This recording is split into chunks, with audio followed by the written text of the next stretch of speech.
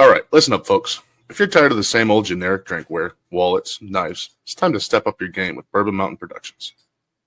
Get that shit out of here.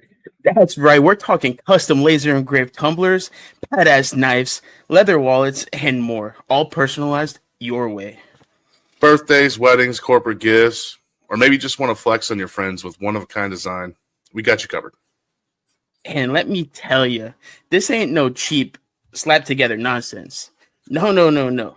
Bourbon Mountain Productions uses high-quality material, precision engraving, and, most importantly, bourbon's blood, sweat, and caffeine-fueled determination to make every product perfect. Big emphasis on that caffeine fueled, by the way. And the best part, you can design your own custom piece right now at bourbonmountain.com. Just hop on, use the customizer, and we'll take care of the rest. Support small business. Get a product that actually lasts. And tell them the 44th Parallel Podcast sent you. That's Bourbon Mountain Productions, where custom meets craftsmanship. Now, let's get into the show.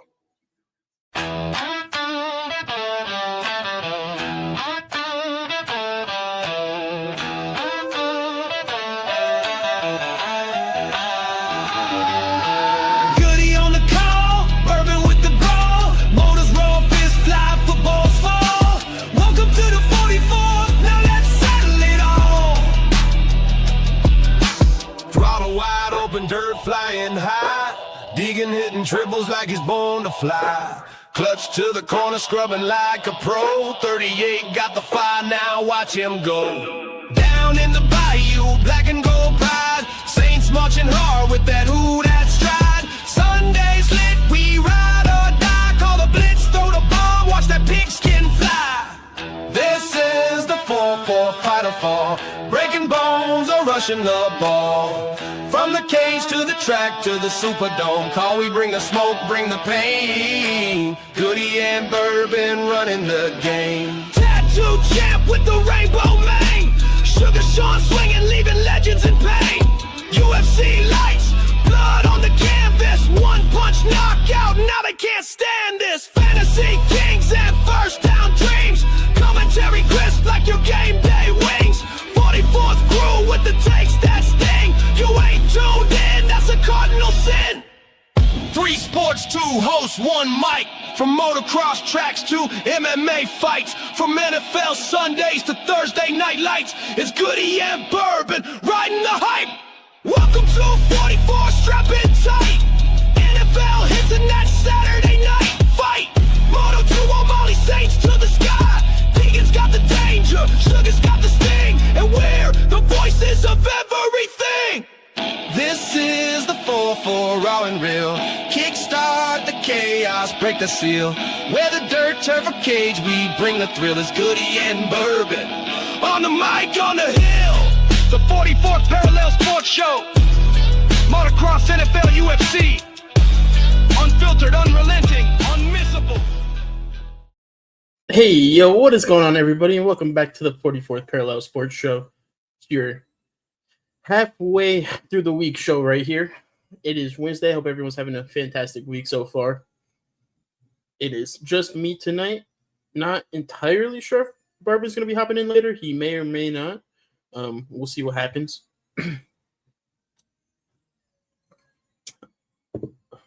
It was an eventful weekend last weekend, so we got a lot to talk about today. We got some good stuff coming up this week as well. So very, very excited. What is everyone up to tonight? I hope everyone had a good dinner if they ate already, or I hope they're going to have a good dinner if they haven't. And I hope the vibes are good.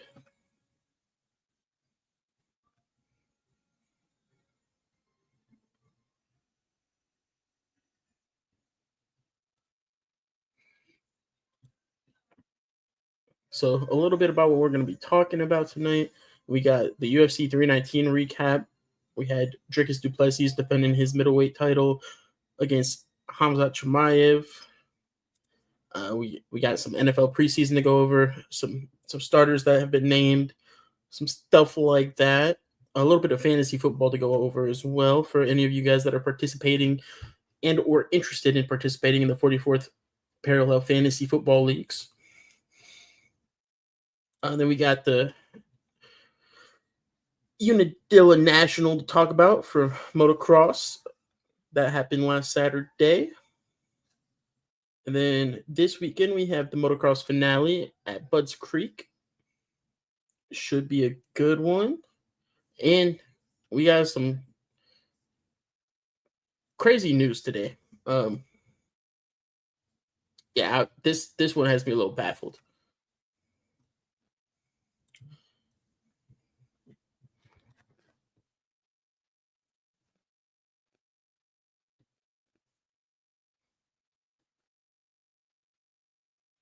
Give me 1 second. Sorry about that, guys.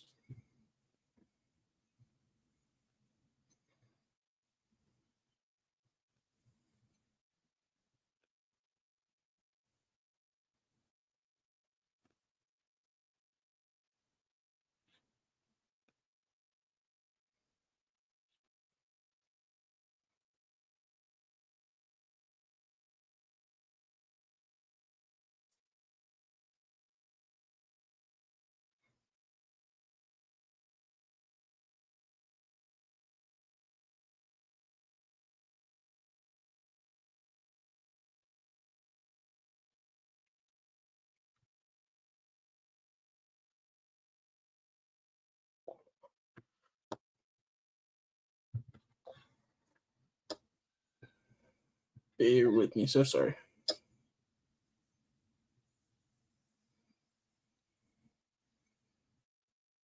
Shahar, what is going on? How are you tonight? I hope you are doing fantastic. I am. I'm all alone. No one here beside me. I'm doing good.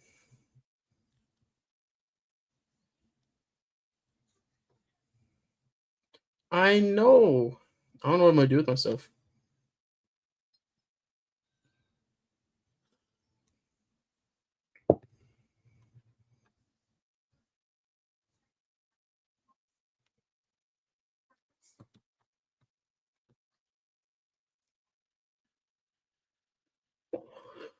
He's still working.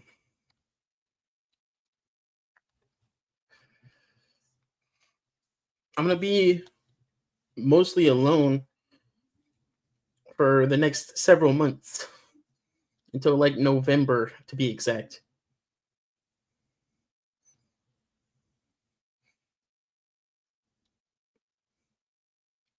Like, he's not even going to make the Saturday shows. Queen is going to be filling in as much as she can. But he's locked in until right before or right into November.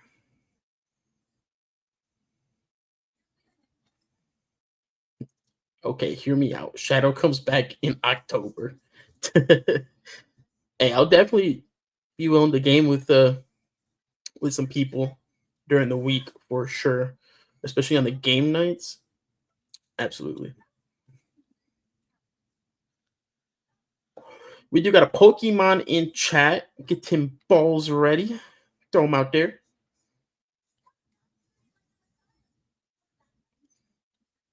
Yeah, I can play Albion. I'll get right on that.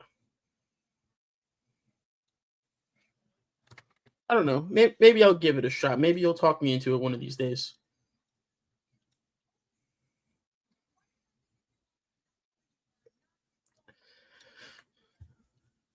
That's typically not my style of game, to be completely honest.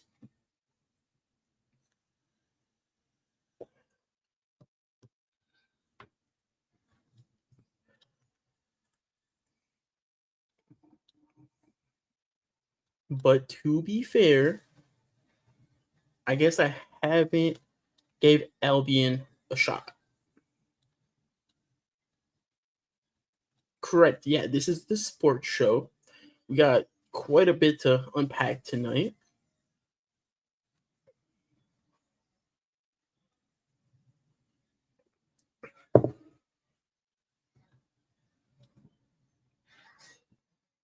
So, all right, sure. I'll be honest about Albion. I'll be honest. All right, this is my take on it. Right, it looks like a game.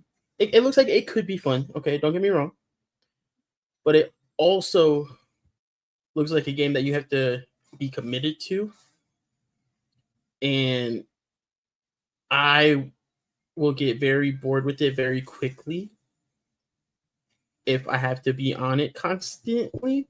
So if you do talk me into playing, I'm gonna be like the, random here and there player.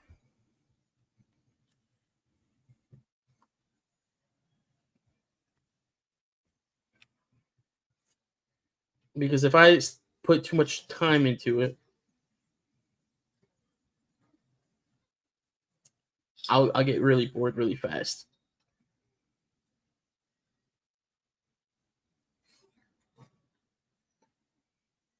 Appreciate you, Juicy. Sister.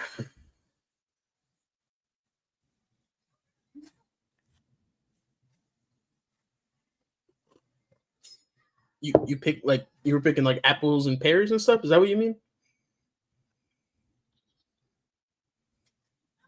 What do you mean by you picked? I want to make sure we're on the same page. Oh, like okay. So like you cut the trees down with an axe. I got you.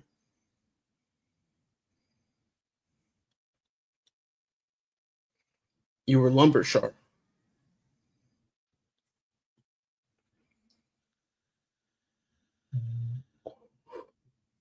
I can get behind that. And then you sold it.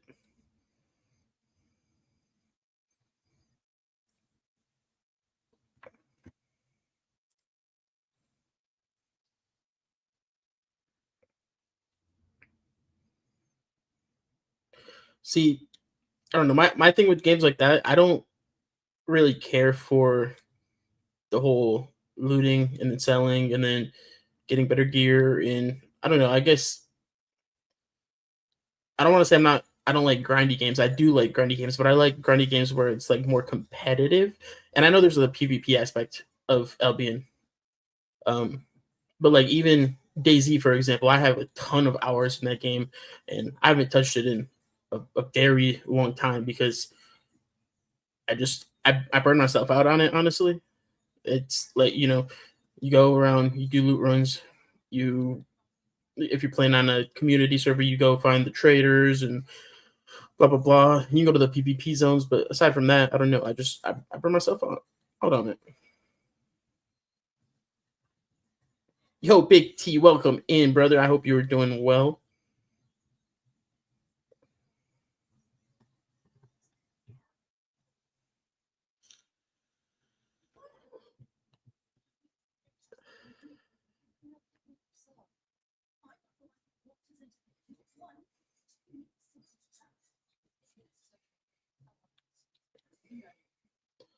But all right, tonight is about sports.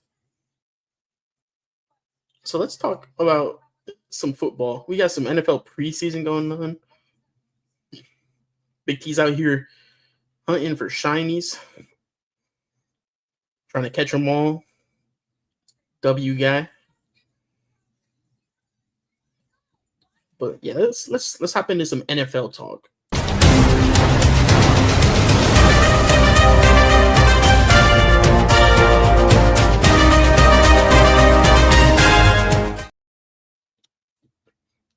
All right. So we just had a week 2 of the preseason. This weekend we have week 3, which will be the final week of preseason, and then the regular season starts the week of September 4th through the 10th. Very, very, very excited.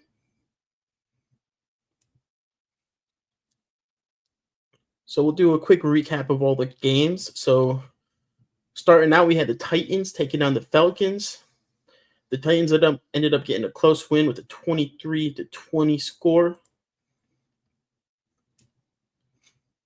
Game leaders for the Titans would be Brendan Allen at quarterback he went 11 for 14, 119 yards with 1 touchdown and 1 interception. Jordan Mims was the leading back for the Titans. He had 12 carries, 50 yards. Receiving wise, Gunnar Helm had 4 receptions for 48 yards and a touchdown. And then on the Atlanta side, Easton Stick was a quarterback. He went 19 for 32, 173 yards, 1 touchdown, 1 interception. Nathan Carter led the day on the ground with 9 carries, 63 yards, and a touchdown. And then Chris Blair was their leading receiver with 3 receptions, 78 yards, and a touchdown.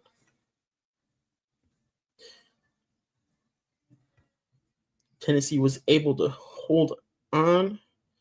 Falcons scored 17 of their 20 points in the third quarter.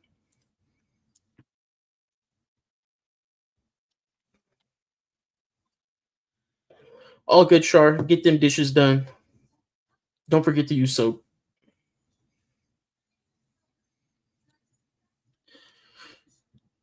And then, yo, Irish, what is going on, brother? I hope you're doing well tonight. Thank you for stopping by and saying what's up. We had the Kansas City Chiefs taking on the Seattle Seahawks. Seattle ended up winning the game 33-16. For Kansas City, Gardner Minshew was their leading quarterback with 7 completions on 9 attempts, 70 yards, and a touchdown. Rashard Smith was their leading back with 3 carries, 22 yards. Robert Tonyan was their leading receiver, 5 receptions, 41 yards, and a touchdown. We got people joining Big T. We ended up only doing 2 as of right now. If we get more interest, we'll open up a third one. That'll just be another free one. Just waking up. Well, good morning, Irish. Our money league, we are looking for 1 player still, and then the other league is full, the free one.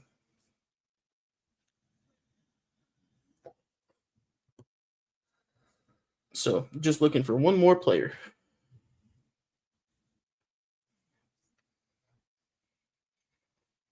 For Seattle,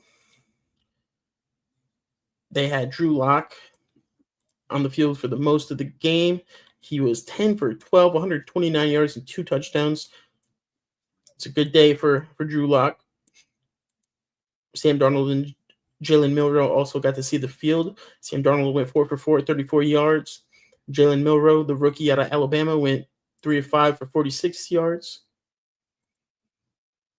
On the ground, Damian Martinez had 11 carries for 50 yards and a touchdown.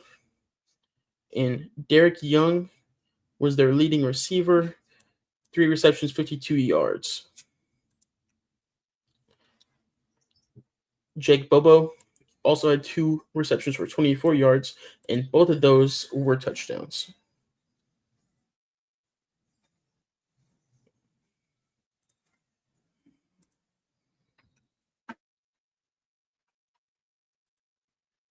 And then we had the Miami Dolphins taking on the Detroit Lions.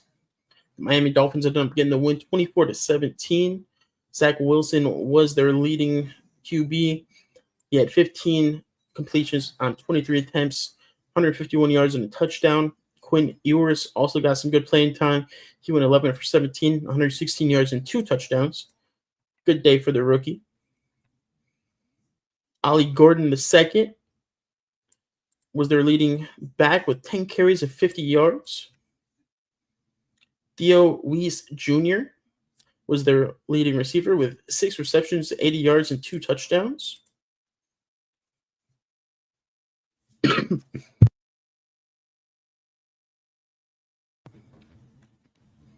And then on the Lions side, Kyle Allen with another really good game. He went back-to-back really good games. He went 14-17, 124 yards, 2 touchdowns. Hendon Hooker also got some playing time. He went 6-13, 61 yards and an interception.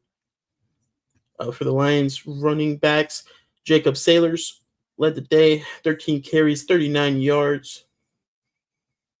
Jackson Meeks was the leading receiver with 7 receptions, 93 yards, and a touchdown. Isaac Tesla, the rookie, also had 4 receptions, 41 yards, and a touchdown.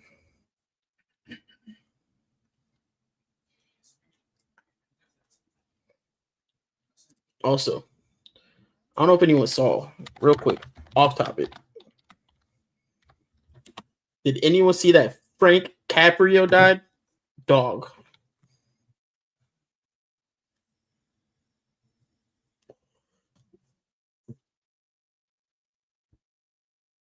RP Judge Caprio.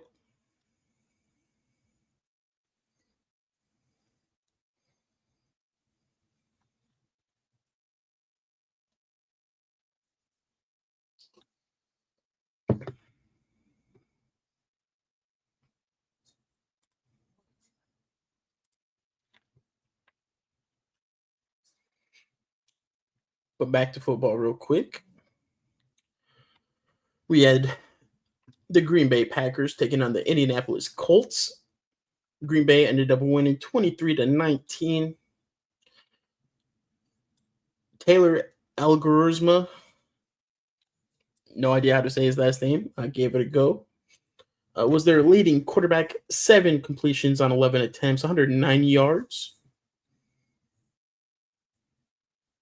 This was going to be even worse. Israel Abinikinata. Yep. 12 carries, 43 yards, and a touchdown. He was their leading back.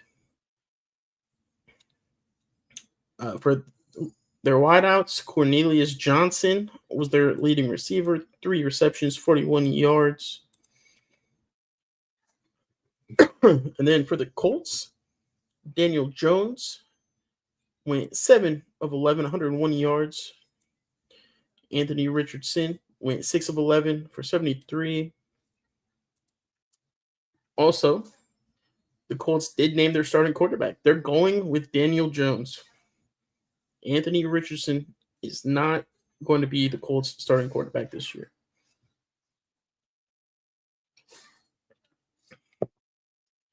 On the ground, they had DJ Giddens as their leading back with 6 carries, 28 yards. Receiving wise, they had Coleman Owen with 4 receptions and 46 yards.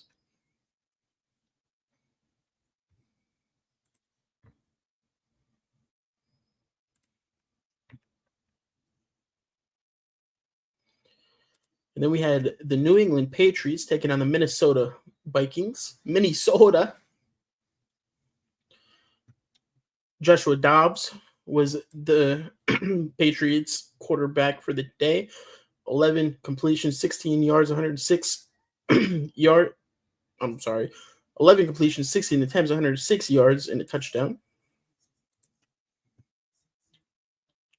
Jermichael Hasty was their leading back, 11 carries, 47 yards. Travion Henderson also got some touches. He only had 4 carries, but he had 20 yards and a touchdown. We got a wild Geodude in chat. Exclamation point, pokey catch. Get your balls out there.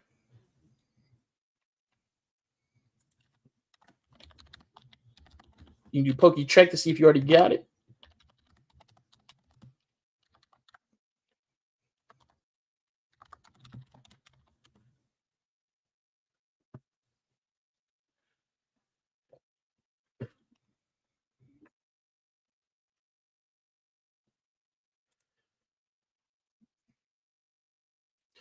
As far as the Minnesota Vikings, their quarterback for the day was Max Brosmer, 15 completions, 27 attempts, 156 yards, and an interception. Xavier Scott led the day on the ground with 10 carries, 28 yards. And Tim Jones was their leading receiver with 5 receptions for 68 yards.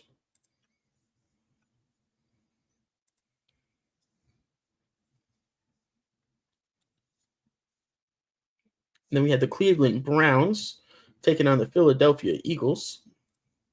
The Browns have also named their starting quarterback, and they are going with Joe Flacco. Dylan Gabriel led the day at QB for the Cleveland Browns. Willard with the follow. Appreciate you, brother. This is for you. Much love. Grateful for the follows, clouds lifting like the smoke. Climbing up this ladder, each rung's a thank you note. Screen be popping, love spreading all around in this digital jungle where real friends are found. Welcome in. Hope you're doing fantastic. We're just talking about a little bit of football right now. Stopped in at a good time.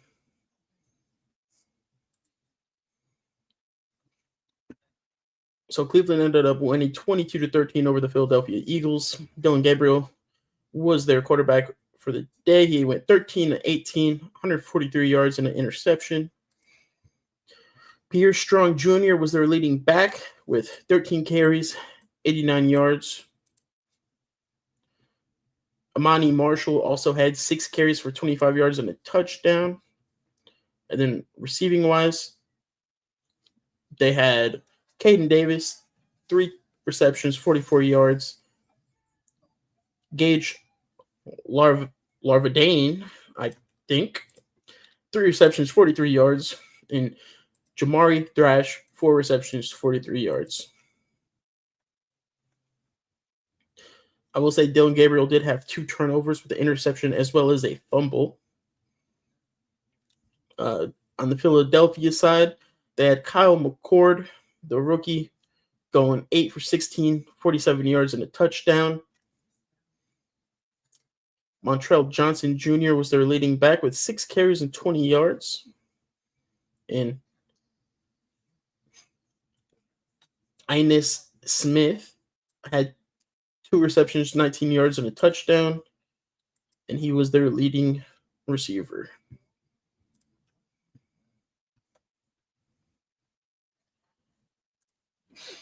And then we had the Carolina Panthers taking on the Houston Texans. Houston ended up winning the game 20-3. Jack Plummer was Carolina's QB. He went 10 for 14, 83 yards with 2 interceptions. Bryce Young and Andy Dalton also got a couple reps. Andy Dalton went 2 for 4, 22 yards.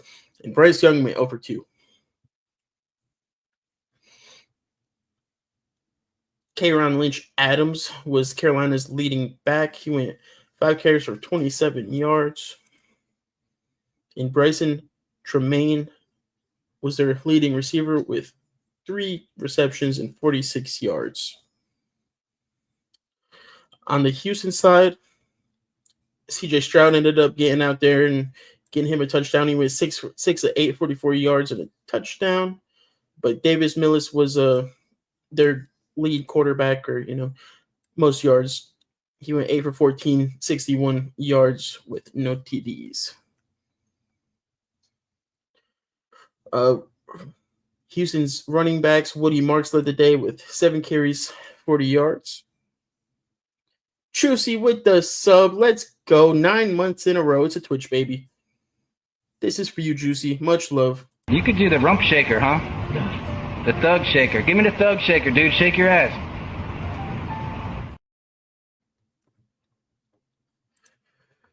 Much love to you, Seaster.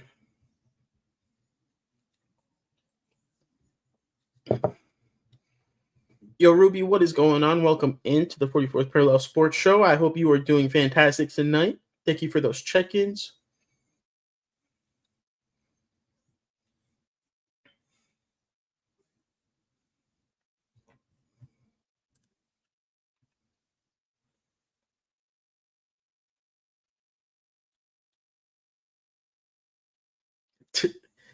Perfect. All right, the next game we had the San Francisco 49ers taking on the Las Vegas Raiders. Mac Jones went 13-16 for 135 yards and an interception for San Francisco. Keshawn Vaughn went 9 carries for 24 yards. And Robbie Chosen, 5 receptions, 92 yards. San Francisco ended up winning this game at 22-19. Aiden O'Connell had 15 completions, 23 attempts, 138 yards, and an interception. Geno Smith went 6-8 for 55 yards. And Cam Miller went 2 for 6, 25 yards, and an interception.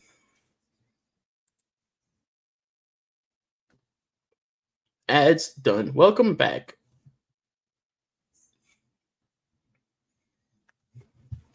I hope you're doing fantastic tonight. Welcome in.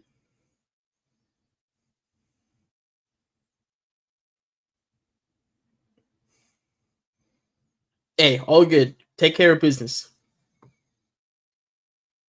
Ashton Jeanty, 7 carries, 33 yards, and a touchdown for Las Vegas. And then receiving-wise, Carter Runyon, 2 receptions, 29 yards, was their leading receiver.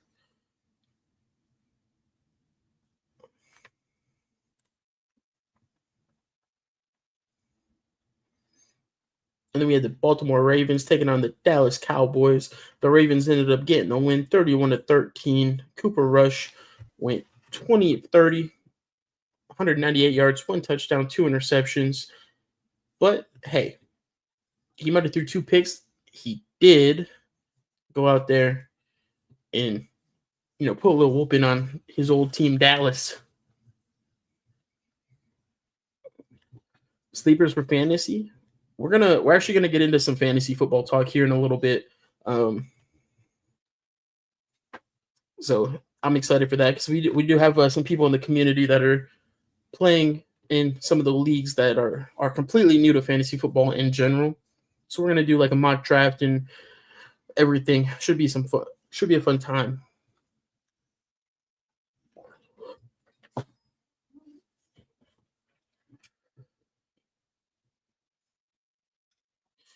Baltimore was rushing. Rasheen Ali had 19 carries, 62 yards. Dearness Johnson had 11 carries, 61 yards, and a touchdown. Receiving-wise, Devontae Walker, 6 receptions, 61 yards, was their leading receiver.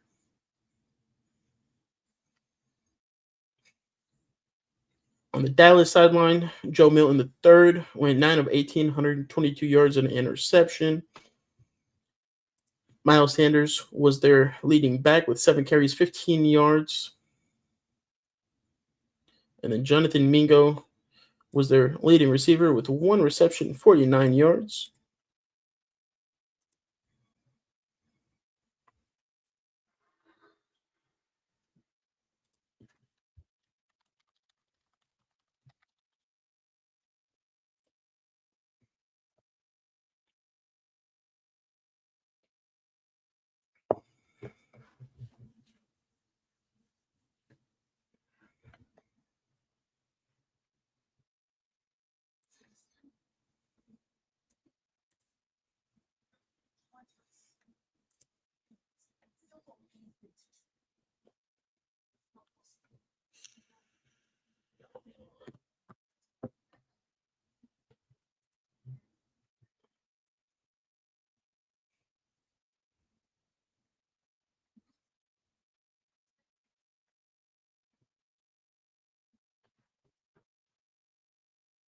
We can talk about sleepers real quick. Let's change the pace up a little bit. So I'll give you one, at least one for every position. Quarterback wise, honestly, and it's hard to say he's a sleeper, but he had a step down last season, so I think he's gonna fall in the draft. And if this happens, then you can definitely pick him up later. He is a quarterback anyway, so he should be later in the draft regardless. But CJ Stroud, I think he'll be a solid option at quarterback. He didn't have a terrible season last year, but it was definitely not the rookie season that he had. I think he's going to bounce back from his sophomore slump, if you even want to call it that. Running back wise, I think Cam Sketabo for the Giants is going to be a sleeper that you can probably get quite a bit later. I'm thinking like round 7 to 10.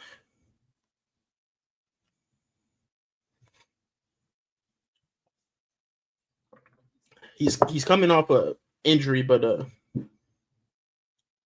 I think he's gonna be real solid.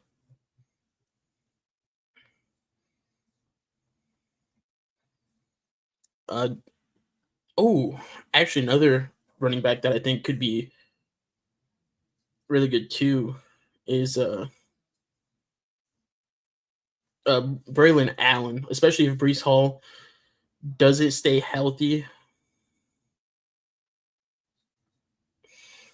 And I mean, Breece Hall, obviously, he had a sensational rookie season until he tore his ACL. Last year, he didn't have as bad of a season. I don't remember if he got hurt again. But I did hear, regardless, that Allen is essentially 1B right now. Like, they're thinking about splitting the backfield with those two. So he's someone that you could at least keep your eye on and grab like really, really late in the draft.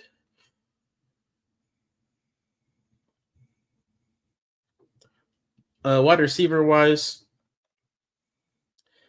honestly, I think Josh Downs is going to be a sleeper. Someone that you get later in the draft, and I think he's going to have a good season this year. He finished last season with like 5 receiving touchdowns and just over 800 yards or something right along there.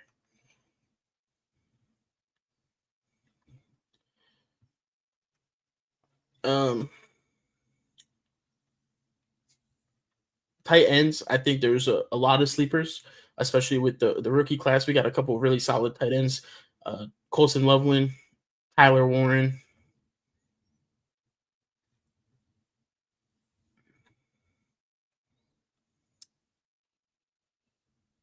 And then, another running back too, honorable mention, Javonte Williams. I believe he was named a starter for Dallas. I think he could be pretty solid out there.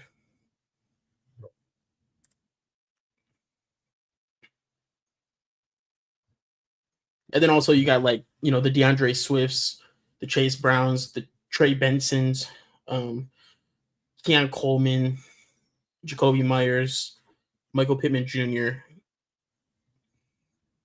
Another quarterback that could potentially be a sleeper later in the year, because I'm pretty positive the Giants are starting Russell Wilson.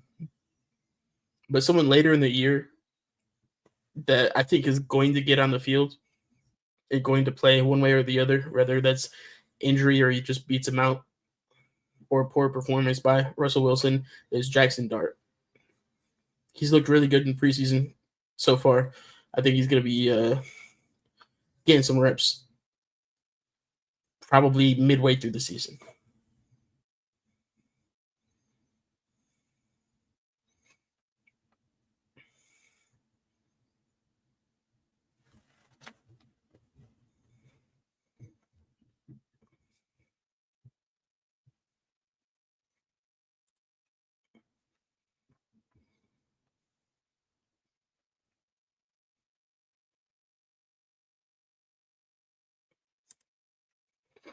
All right, then we're going to talk about the Saints a little bit. So, head coach Kellen Moore did say that they have not decided who the starting quarterback is going to be yet, and they will make a decision sometime after next weekend. Obviously, before week 1, I would hope you got to start someone. But yeah, I'm not too sure who they're gonna go with. It's obviously right now it's a 50-50 toss up between Tyler Shuck and Spencer Rattler. And last weekend they played the Jacksonville Jaguars and they ended up tying the game 17-17. They both got playing time. Tyler Shuck started the game. He went 9 of 12 for 66 yards, no touchdowns, no picks. Not a not a bad game. He was sacked twice. And then Spencer Rattler played the later part of the game and got the more playing time. He went 18 of 24, 199 yards, one touchdown and an interception. So average wise, Spencer Rattler 8.3 yards per completion to Tyler Shuck's 5.5. They've both looked okay in preseason, but it's preseason. I can't stress that enough. These games, although they're fun to watch, football is back. These games mean nothing. They're exhibitions at the end of the day. They're more to get the rookies' feet wet, get your starters kind of warming up a little bit if you even decide to play them, and then to help the staff and coaches make the decisions for the roster cuts so they can decide the final 53-man roster.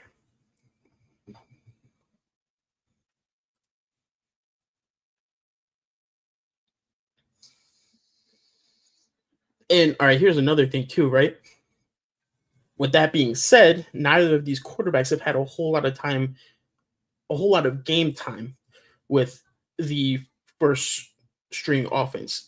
Alvin Kamara, Chris Olave, Rashid Shaheed, Brandon Cooks.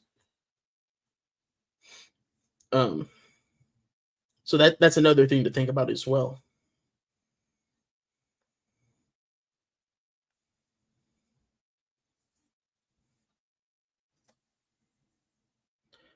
Hey, I do want to give a shout out to my boy Mason Tipton, though. He's been doing pretty good in the preseason so far. I think he's going to have a little decent year at receiver for the Saints. That's another sleeper for you fantasy. You got people out there.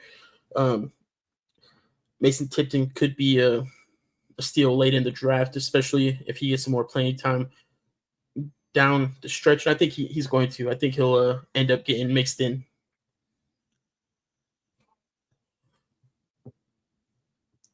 The team and the staff seem to really love him. So.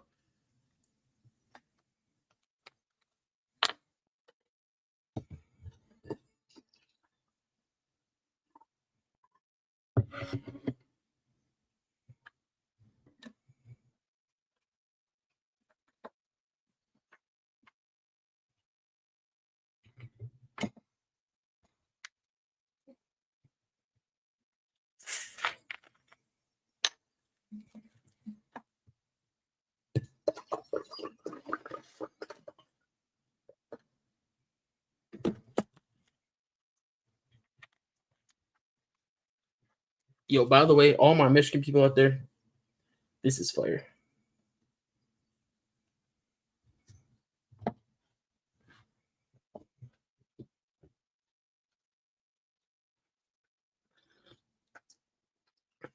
Yo, what's going on, Moose? Welcome in.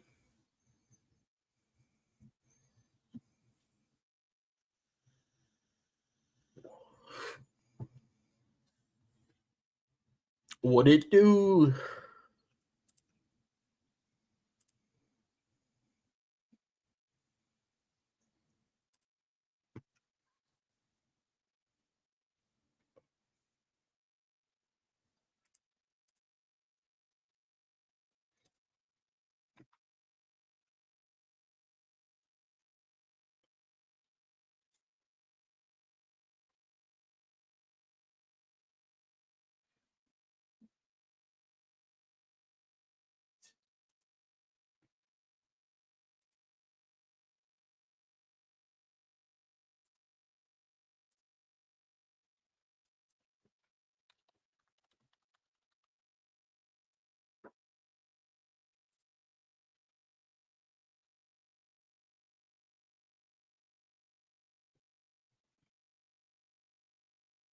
Burners is the good stuff. And that Boston Cooler one is so good.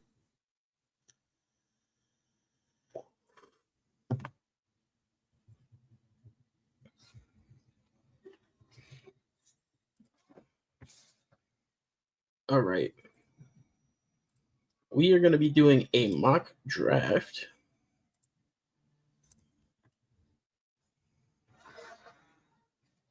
I am picking first. Okay, that's actually really nice, but unexpected.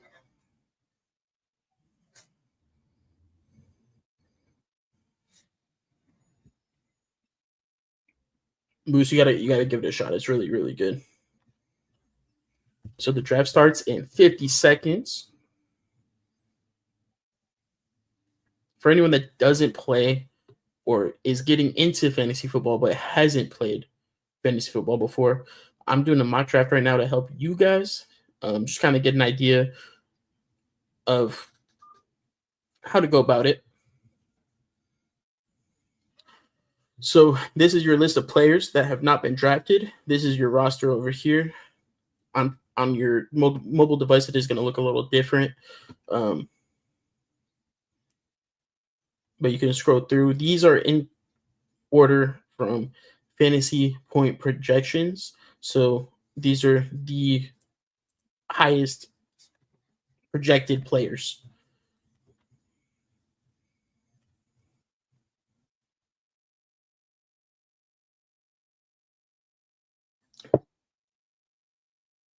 The clock, and this is for me personally a no-brainer. I'm going to go Jamar Chase.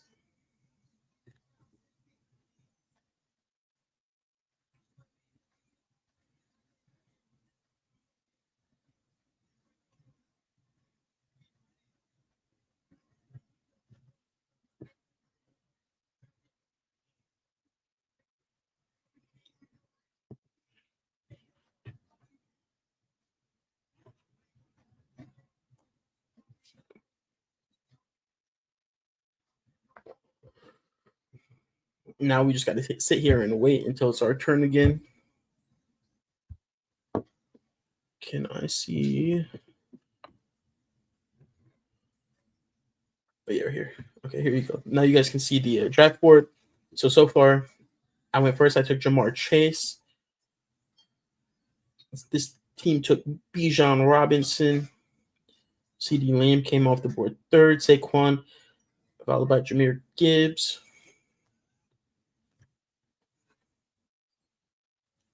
So a lot of times you'll see people start taking quarterbacks really quickly. Don't jump and take a quarterback right away, in my opinion. What you want to focus on first is your skill positions, right? Your wide receivers, your running backs. A little bit later, your tight end. You can grab a quarterback 5th round, 6th round, 7th round. There's so much depth at the position. You might not end up with like one of the top scoring quarterbacks if you wait, but you're going to end up with better skill positions that way.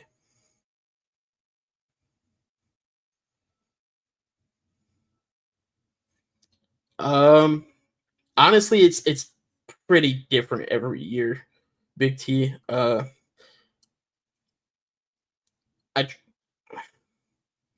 try to stack up either my wide receivers or running backs, whatever works out in my favor in said draft.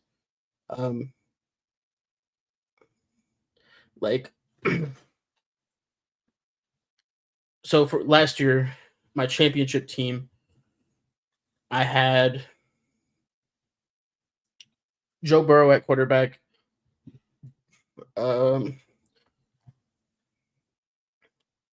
Let me see if I can actually look it up for you.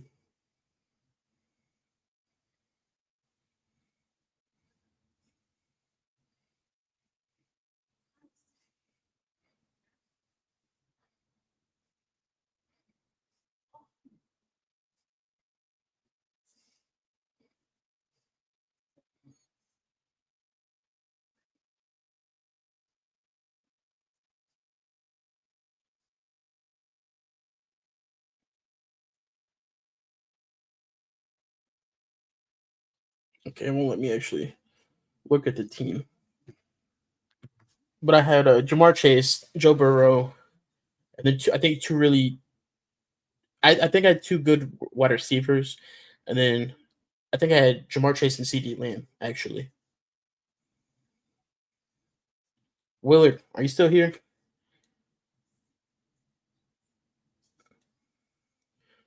Willie.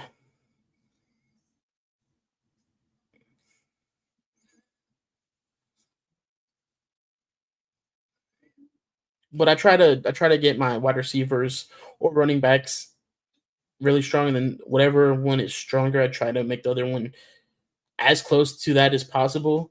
It doesn't always happen like that because obviously, for one, it depends on how many people are in the league. So this is a 10-person mock draft.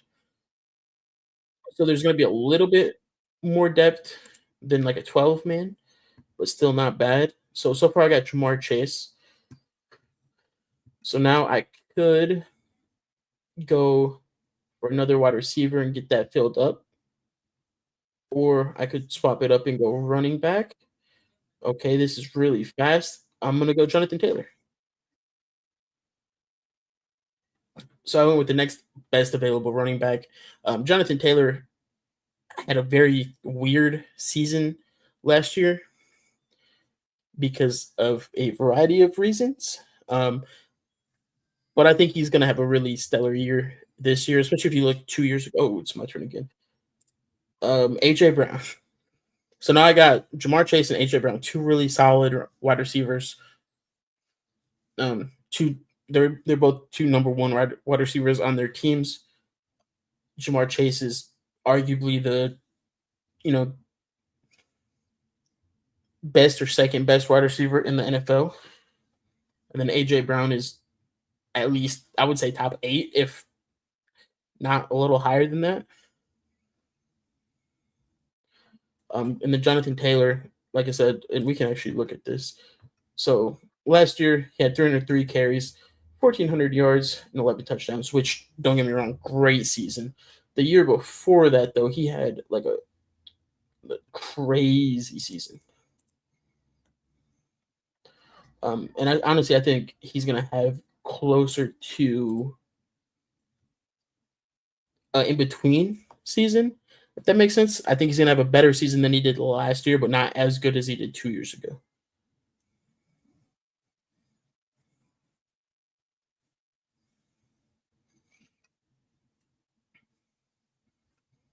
And then I'll show you guys the board again.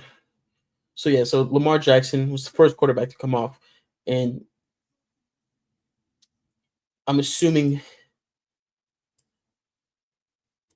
this guy is newer to fantasy football, because the reason I said that, he took Chase Brown, solid pick, but you could have got him later, in my opinion. Brock Bowers, really early to take him. Probably could have got him 3rd or 4th. And then Lamar Jackson, you're the first one to take a quarterback. Everyone else, and tight end at that, everyone else is still taking running backs and wide receivers right now. Probably could have waited on both of them. And you're putting yourself in a hard spot to get wide receivers and another running back.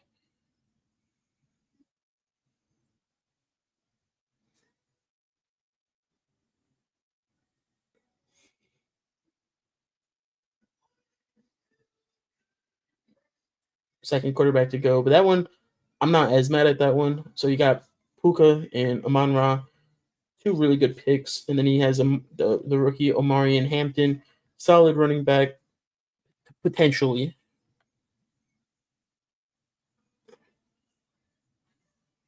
This guy, Nico Collins, T. Higgins, and Tyreek Hill. Wild. Okay, so he got his other running back. He went with Travion Henderson, Marvin Harrison Jr., Justin Jefferson. Solid team so far. Running backs could be a little bit better. Another quarterback coming off the board.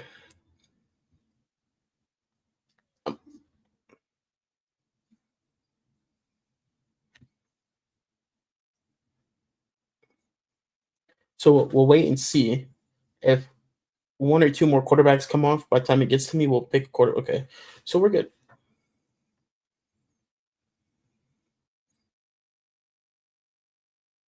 Joe Burrow is gone.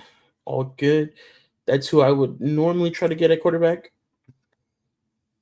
So, all right. So I got 2 picks here, right? So I'm pretty comfortable. I'm gonna go with Alvin Kamara because I'm a Saints fan. Kenneth Walker also would have been a really good pick, and I actually almost picked him, but then I saw Alvin Kamara there. And then I'm going to go with, honestly, I can just get them both. Kenneth Walker. I was going to go Garrett Wilson, but so my thing with Garrett Wilson is Justin Fields is quarterback there, and whole new team right now. He could have a stellar season though. Don't get me wrong. That was more of a gut thing, a gut feeling.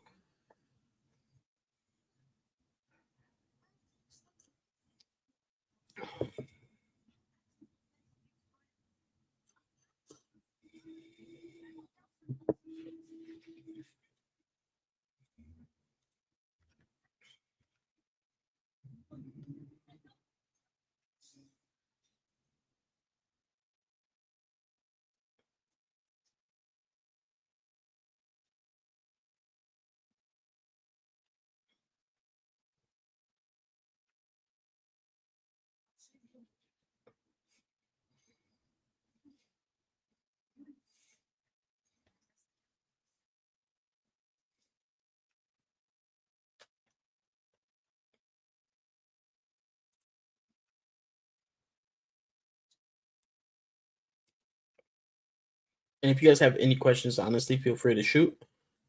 I'll do my best to answer them.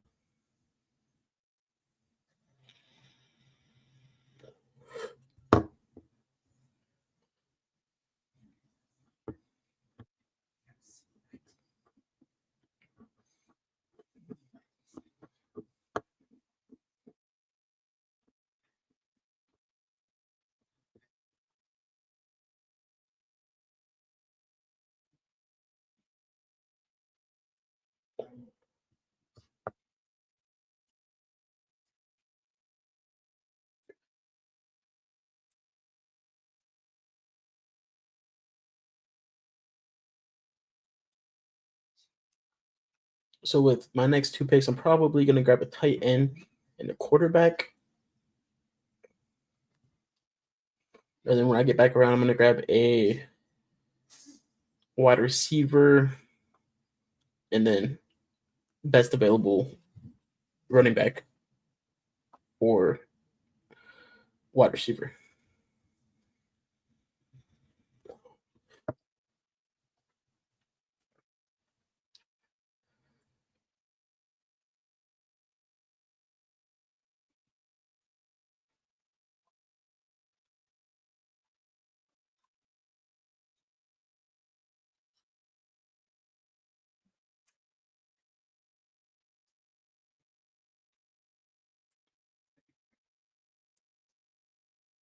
Oh no, we might wait. We might wait on quarterback, actually, now that I'm looking at it.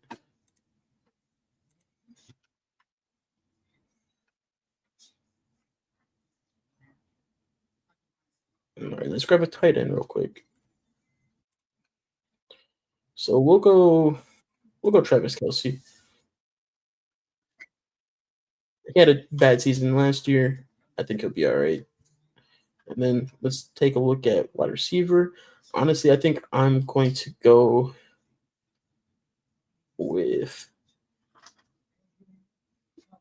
Rome Odunze. Could be a little bit of a reach. I almost went with Jameson Williams. But I have a feeling Rome is going to have a really good season. They don't have Keenan Allen anymore. There's DJ Moore and Rome Odunze. I think Caleb Williams is going to be more comfortable under the new offense. I think Ben Johnson is going to be able to turn things around there a little bit. At least make that offense click a little bit better.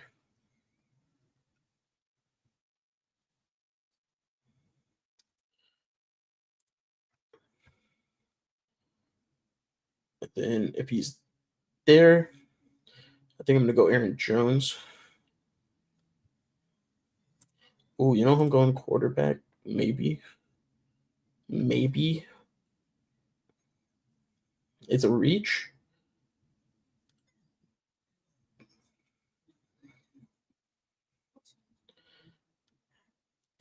it's a reach, guys, but hear me out. I think he's gonna ball out this season, and this team is just a mock draft. And that's something you gotta be comfortable taking reaches sometimes. Do you like do a little bit of research?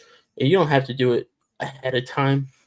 Yo, Blue Angel, welcome in with the first time chat. How are you doing?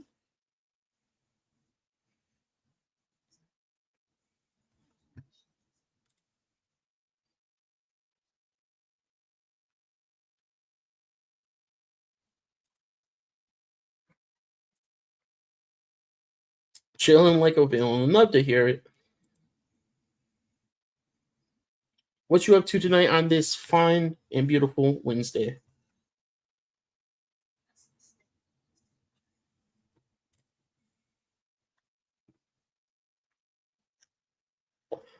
You're home, comfy. Maybe you're gonna play a game. There you go. What you thinking about playing?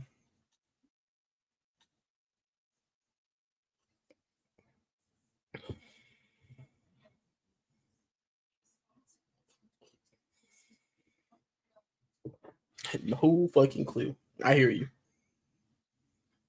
Well, I appreciate you stopping by tonight. It's our sports show tonight. Usually it's me and Bourbon, but Bourbon is going to be not around as often until around November because of work purposes.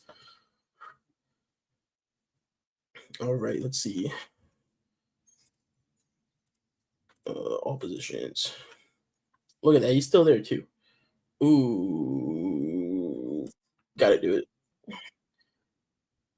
All right, so let's look at this team real quick. Could probably so my quarterback I'm going with is gonna be there for sure. So let's look here. Um, it's so fast. All right, I'm going Jalen Warren.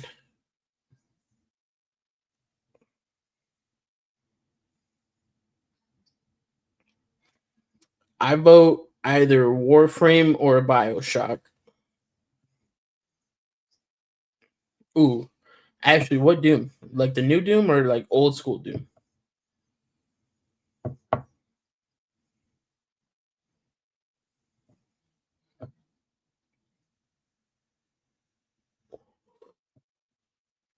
Also, guys, by the way, if you're watching this for educational purposes, you normally have more time on the clock than what this gives you, but this is a mock draft, so they want to keep the pace going. I haven't played that one yet. That does look like a really good game. So that's also a good option. If you were playing like one of the old school ones, I would have told you to play that for sure.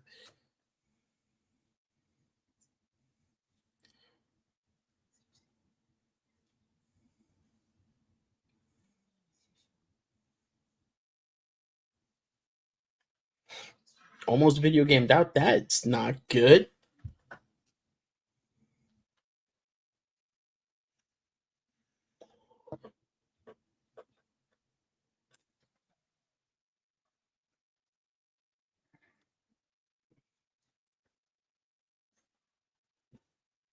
Yeah, I watched a couple people play the new one, and it looks really good. I just haven't touched it yet, so I can't speak on it.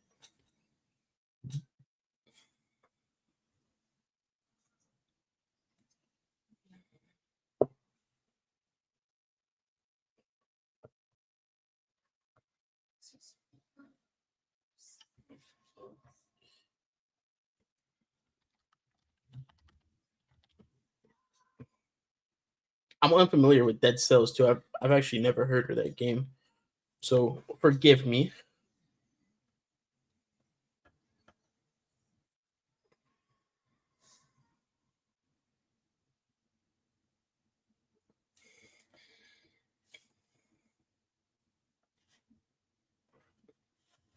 What's Dead Cells all about?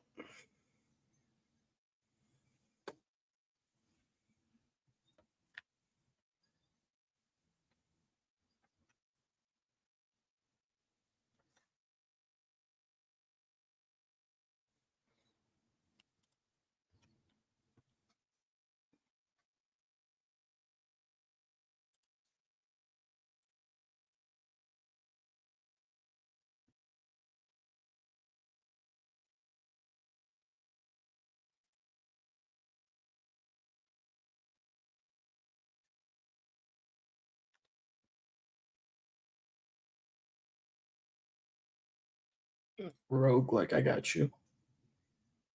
Stuck in ads, but I'll explain while in ads. Sounds good.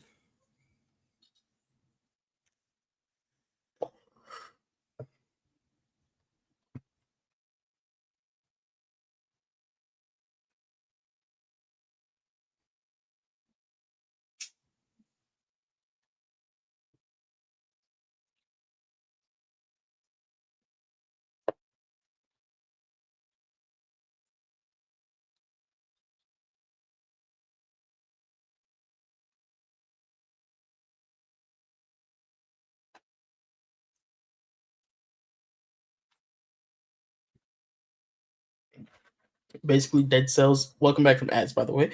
Basically, Dead Cells is escaping prison. You collect shit. When you die, you unlock stuffs, and then continue. But from the beginning with your upgrades, you can buy it. It's fun. Okay. Risk of Rain 2 makes my loot goblin happy.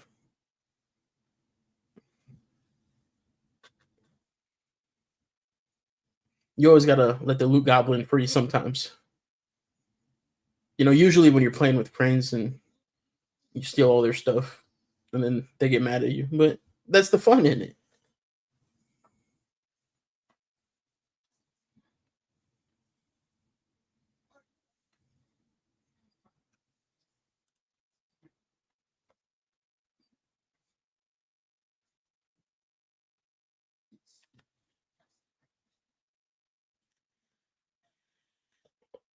Okay.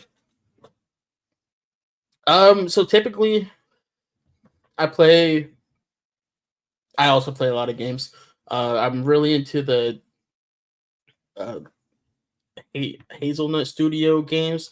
The Brothers, A Tale of Two Souls, um, A Way Out, It Takes Two, Split Fiction. I like the Dark Matter of the anthology games, uh, Call of Duty, um, some sports games, Jackbox games, community games. Okay, it's yelling at me.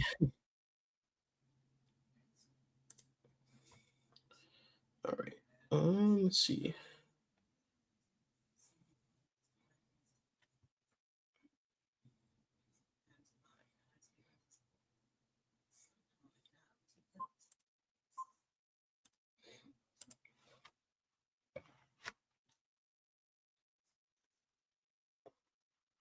Yeah, they are. A Way Out is A Way Out and It Takes Two are amazing, amazing games. Um, Split Fiction. If you haven't played that one came out. I can't remember if it was late last year or early this year, but that game is phenomenal. Have I ever tried Ori? I don't think so. I have not. I'm gonna have to check that out.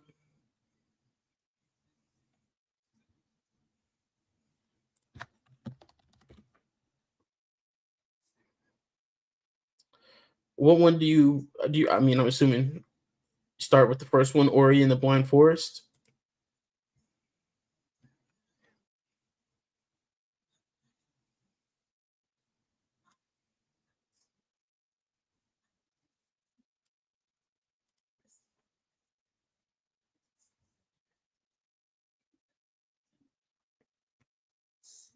Okay. Okay, yeah, I'm gonna definitely check those out. Um. Oh, also, uh, I play a lot of 5M. Um,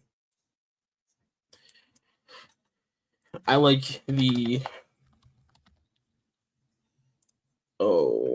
what's the Quantic Dream games as well. Heavy Rain,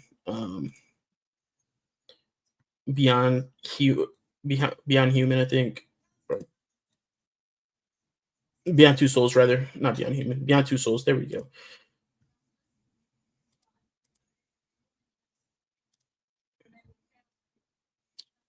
Mass Effect, Warframe, Ready or Not. Ooh, Generation Zero. That's a good one.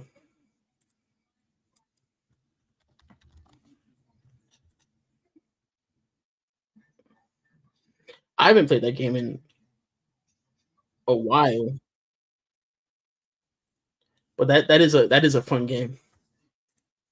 I'm on the clock. I'm gonna go Broncos defense. And let's grab a kick. And I think I have one pick left.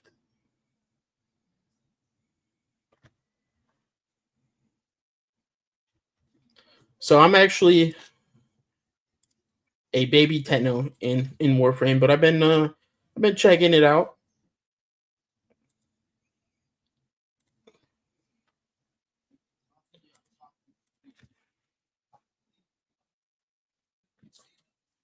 I'm more of like a social gamer. I have to be gaming with someone, um, but not too many people, or I get overstimulated. Weird, I know, but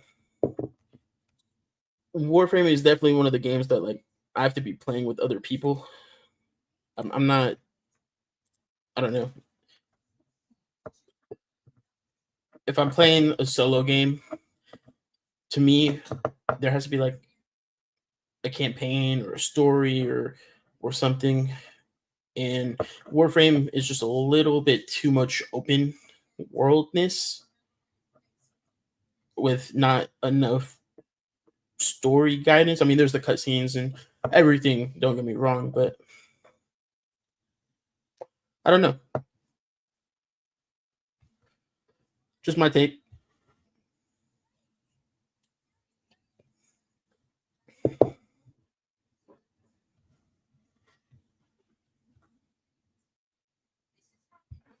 Yeah, exactly.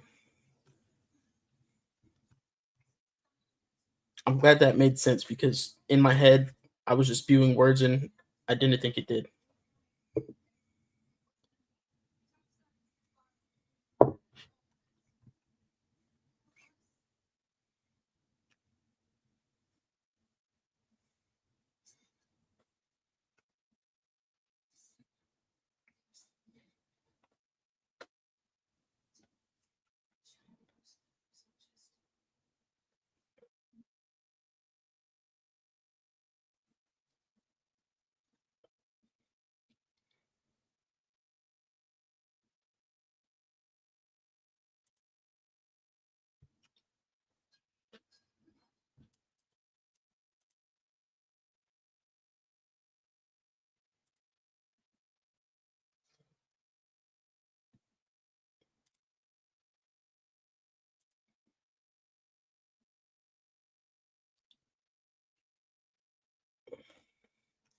I wish the mock drafts on here gave you a recap.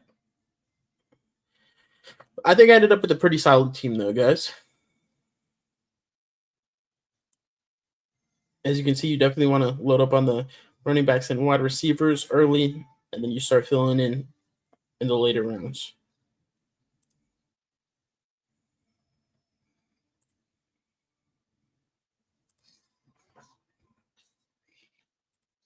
Yeah, the Warframe story is really good.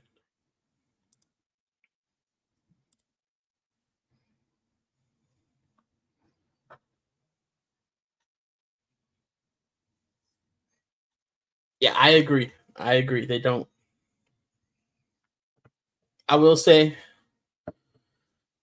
I am down bad because I don't have a console, but I'm super excited for GTA 6 to drop. I'm a big GTA fan. I have way too many hours into GTA 5, especially like the 5M side of it, the modded RP servers.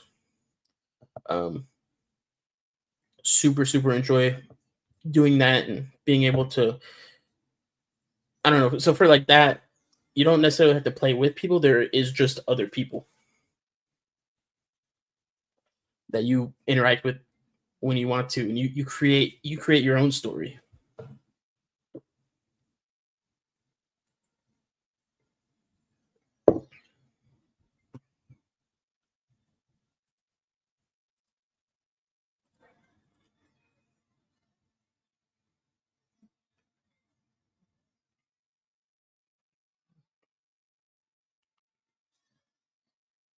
All right, so real quick, we are going to transition over to some motocross talk. We can definitely keep the sidebar conversations going, though. Love chatting with you guys. But bear with me. Let's get this swapped over.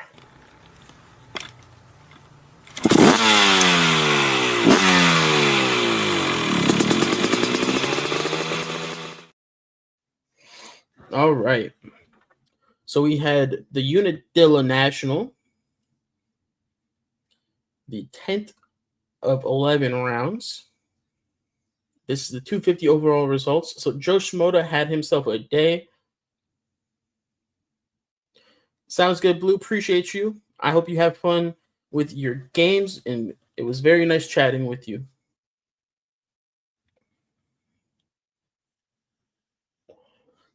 So Joe Shimoda ended up going 1-1. Hayden Deegan had himself a...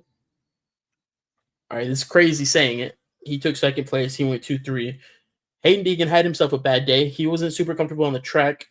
And he rode smart. He didn't want to take any risks that were too big.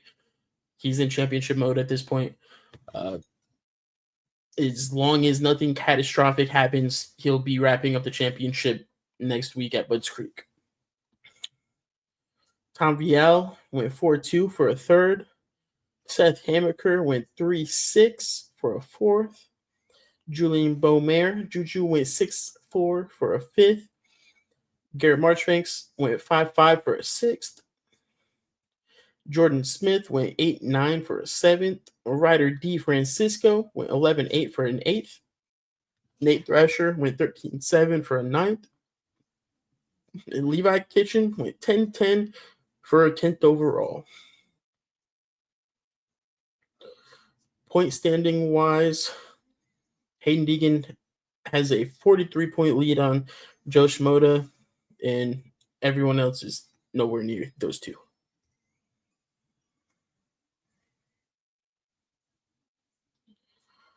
And then for the 450s, Jet Lawrence ended up going 1-1 on the day, wrapping up the 450 championship. He is now a two-time 450 motocross champion. Yo, Salty, what is going on? Sorry, brother, those don't work for the podcast, but I do appreciate the channel point redemption. That's why we keep them 1 point, just for that exact reason right there.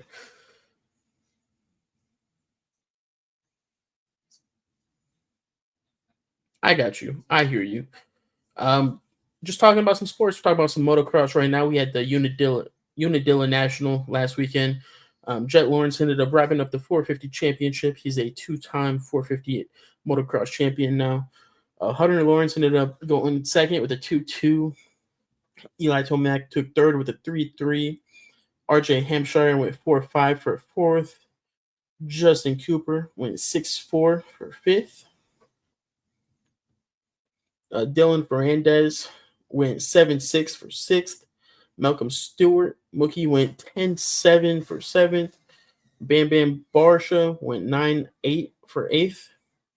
Kyle Webster went 8-9 for ninth. And Valentin Galad went 11-10 for 10th.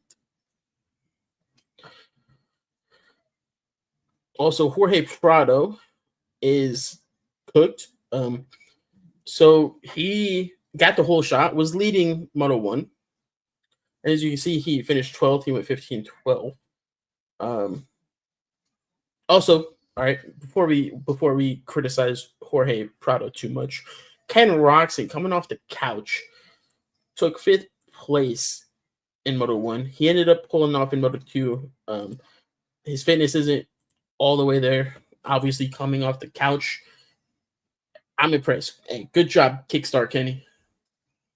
But Jorge Prado got the whole shot, was leading the race, got passed by Jet, was in second, dropped all the way down to 15th. He just gave up. He gave up. His lap times gained 10 seconds.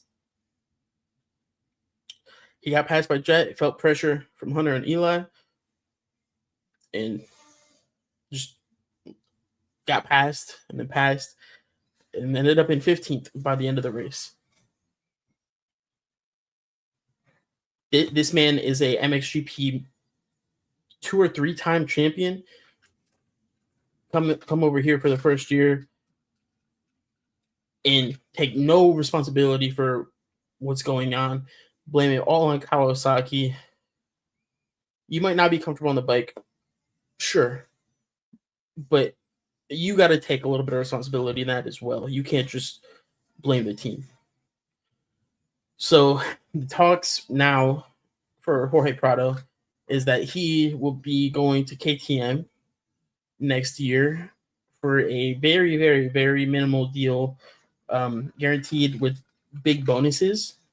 So it's going to be like basically strictly performance based. If he does well, he'll get paid well. If he does poorly, he's not going to get paid much at all.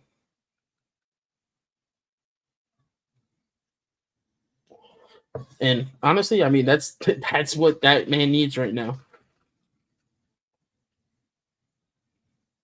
Or he can take his ass right back across the pond and go back to MXGP. And then next weekend we have Budds Creek National. And this is from last year. This is a qualifying lap.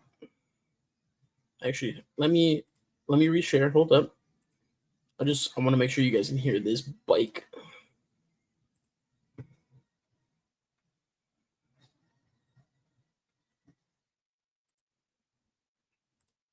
Here we go. A little different. We usually do the animated track map, but we got GoPro footage. I think it's pretty cool. It kind of gives you a more, like, it gives you a better perspective on what these guys are dealing with.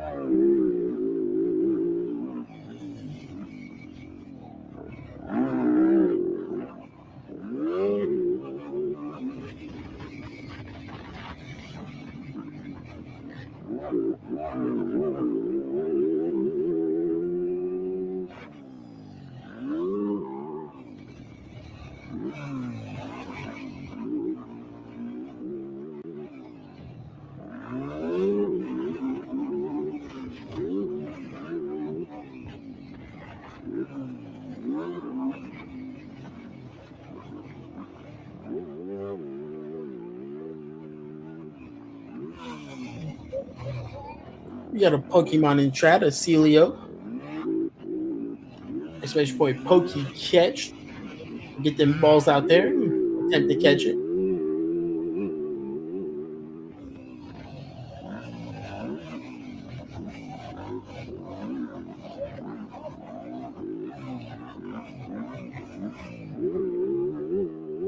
So that is a lap at Budds Creek. We'll look for the animated one as well, just to give you guys a cleaner look at it.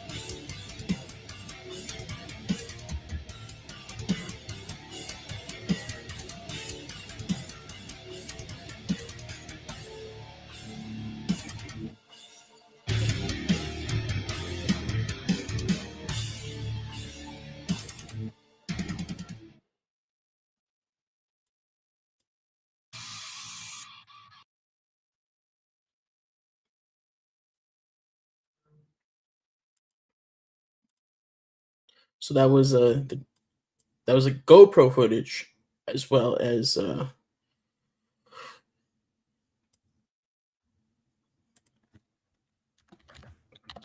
bear with me.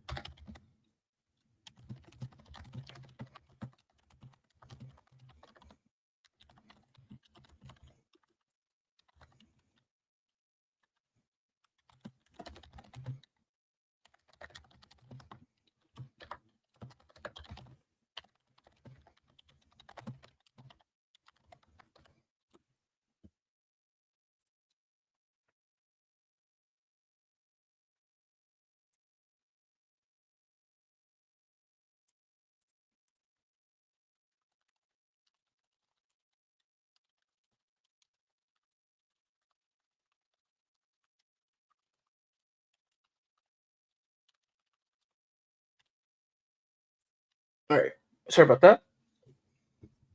So yeah, Budds Creek will be the final round of the Pro Motocross series, and then we're going on to SMX after a couple weeks off, I believe, at least a week off. The 450 championship's already wrapped up. The 250 championship will be wrapped up next weekend, one way or the other. As long as nothing catastrophic happens. English is hard. Hello. Hayden Deegan will be the 250 champion. If something crazy happens, then we might see Joe Schmoda be the champion. But pretty comfortable saying Hayden Deegan will have it locked up next week, even if he takes second or fifth even.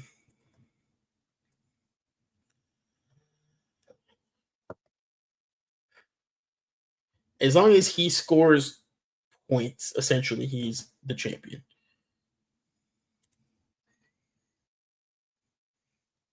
So very excited for that. That will be Saturday. I'm going to be watching it in Discord if anyone is interested in checking it out.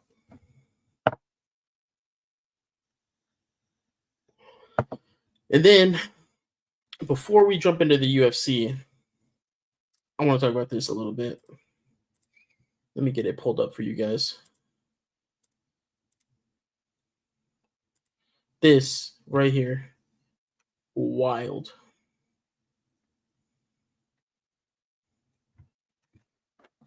Why? Jake Paul is officially fighting Gervonta Tank Davis November 14th on Netflix.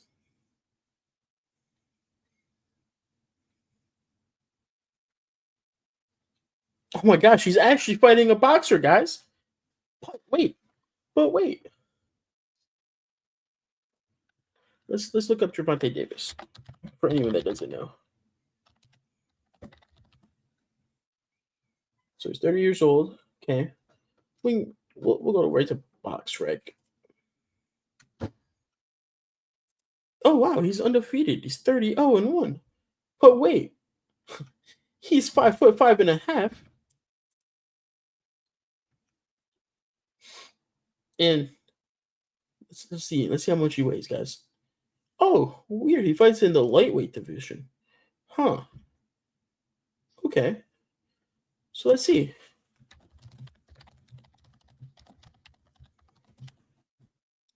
How much does Gervonta Davis weigh? Oh, so he typically fights at 130, 135, or 140. Oh, okay. All right. Cool. All right. Now let's take a look. Jake Paul. Let's go to his BoxRec. He's 12-1. Okay. Oh, he's a cruiserweight. Weird. Oh, he's 6'1". Okay.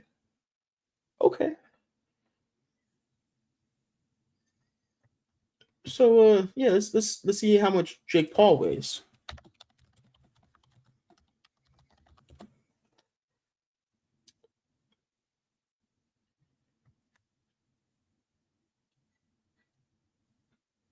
AI doesn't know what it's talking about. All right, so Jake Paul competes in both cruiserweight and heavyweight boxing divisions. He is weighed in at 227.2 for his fight against Mike Tyson. But in his fight against Tommy Fury, he was a cruiserweight.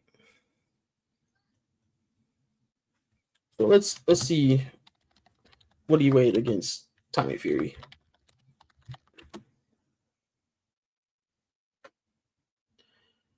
So yeah, he weighed 183.6 pounds. So even if he gets down to 130 or 183,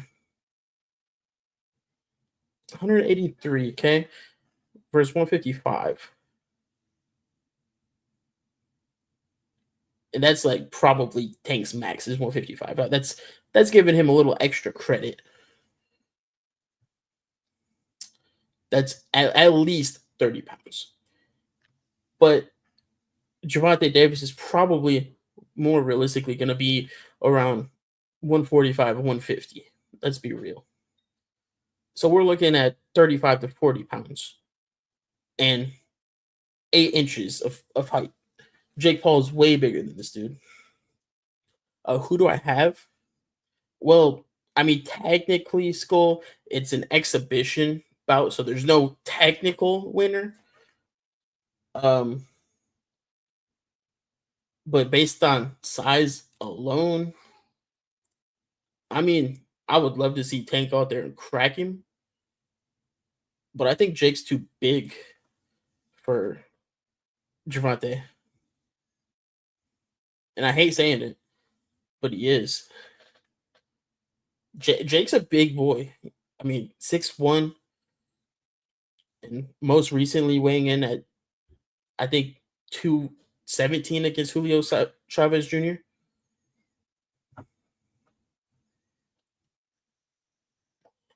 Yeah, Paul's gonna win. Oh, Tank is a way better boxer. Way better boxer.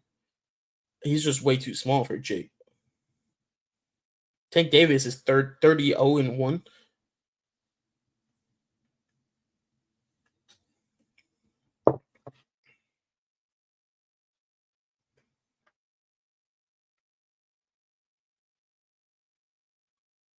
So yeah, this is stupid.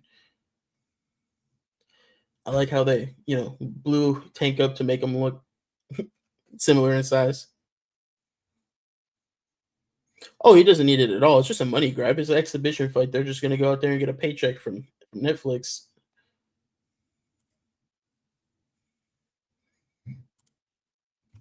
It's not gonna affect either of their records.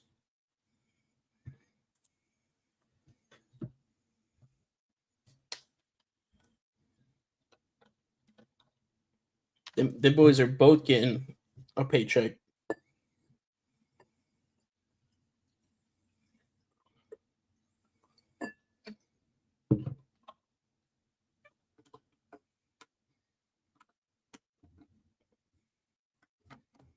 Yeah, so yeah, Tank either needs money or he actually thinks he can win, which I don't know about that one, but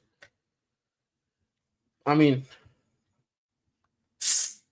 we get to see Jake Paul box again against, instead of someone old, someone that's actually a boxer but young. I mean, but small.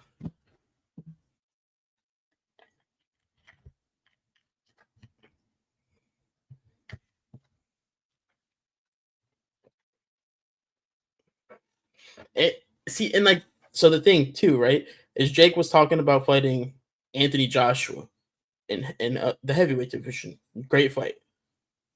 I don't think Jake's quite ready for that level of competition at his size, but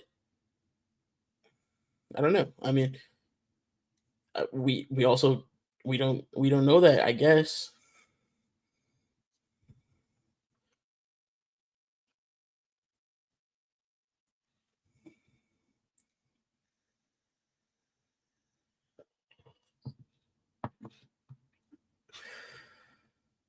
Yo, Tech with the rate of 13.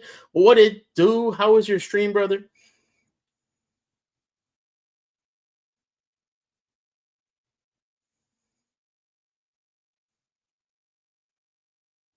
Ooh, I'm gonna have to check that out, Salty. What's good, Brody? How was your stream? What were you playing? What were you doing? Trippy vibes with the follow. Much love. Yo, this is for you guys. Welcome, Raiders. yourself in. Rain, rain, make them remember you. Push through hell and rain, rain, I will remember you. Rain. Hey, and then Trippy with that follow. Much love. This is for you. Grateful for the follows, clouds lifting like the smoke. Climbing up this ladder, each rung's a thank you note. Screen be popping, love spreading all around in this digital jungle where real friends are found. Hey, Tech, we vibing, brother. We're talking about Jake Paul versus Gervonta Davis. Yes, sir, Skulls.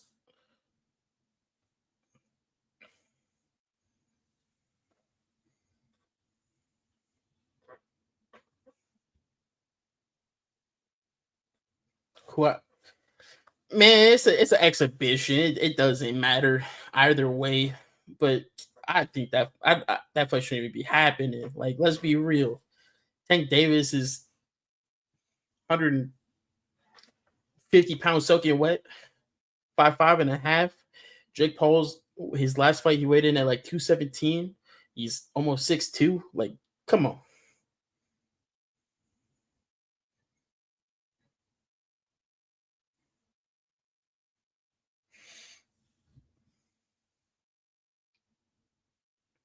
And like, so my thing with Jake Paul, right? I'm not a Jake Paul fan. I'm not. Sorry. But got to give the man flowers. He's developing. His boxing looks much better. He's definitely. I mean, he's dedicated his life to boxing at this point, and it shows. He's getting better. He's doing good. I would just love to see him fight for one, people in his weight class, which he has, but for two, people that are his age with his level of experience more than he already has. He's had a couple fights here and there with some up and coming guys, and he made it look pretty easy. So take that next step, right? So instead of him taking the next step up in competition, he goes and then he fights 58-year-old Mike Tyson. Wild. Exhibition, money. It's a money grab. I get it. Cool. And then he fights Julio Chavez Jr. Dude shouldn't be boxing anymore. Let's be real. I mean, Anderson Silva pieced him up. And don't get me wrong, Anderson Silva can box with a lot of people, but still. Yeah, exactly. So he needs to be fighting some people. Like, he keeps talking about wanting to fight Canelo and all these greats, and now he's fighting Tank Davis. But you should be chasing a belt in your weight class, right? You shouldn't be trying to make these exhibition fights. If you want money, go get the money. Don't set up these stupid fights where you know people are going to give you less credit for taking these fights.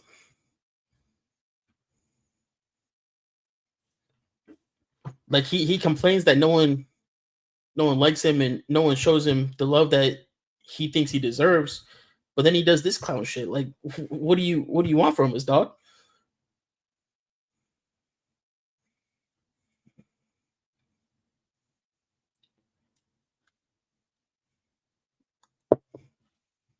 That's my take on it.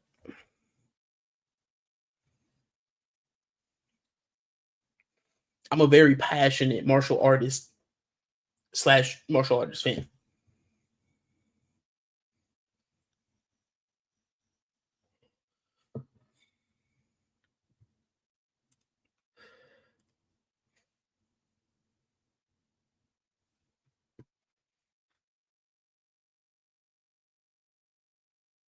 And it's cool. By the way, I just saw your comment. My bad. Yeah, I do agree. I would rather see Jake Paul versus Canelo. I mean, at least they're closer in size.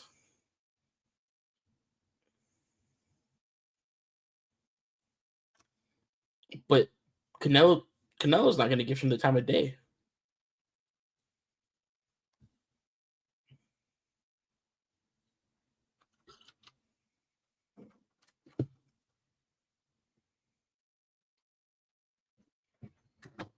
Canelo's out there chasing belts and defending belts. He doesn't care about Jake Paul.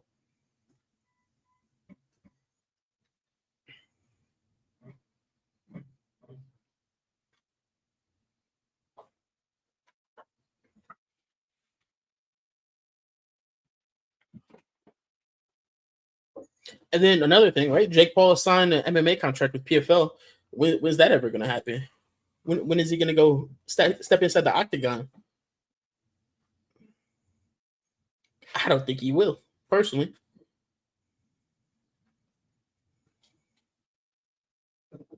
I think he took that paycheck, gave him a little bit of promo, and was like, all right, I'm back to boxing. Peace out. Y'all got it.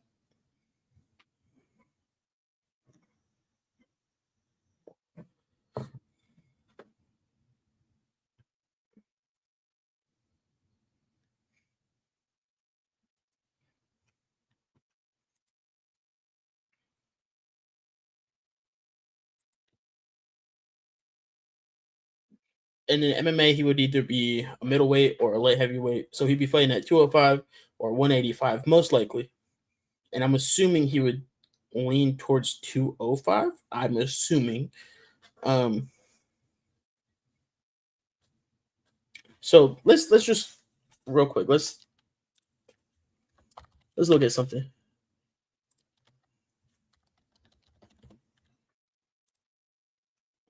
So we're going to go to the 205 weight class in the UFC, which obviously he's not even in the UFC, but I'm just curious. Yo, what's going on, woman? Welcome in. Hope you're having a good night. Appreciate you.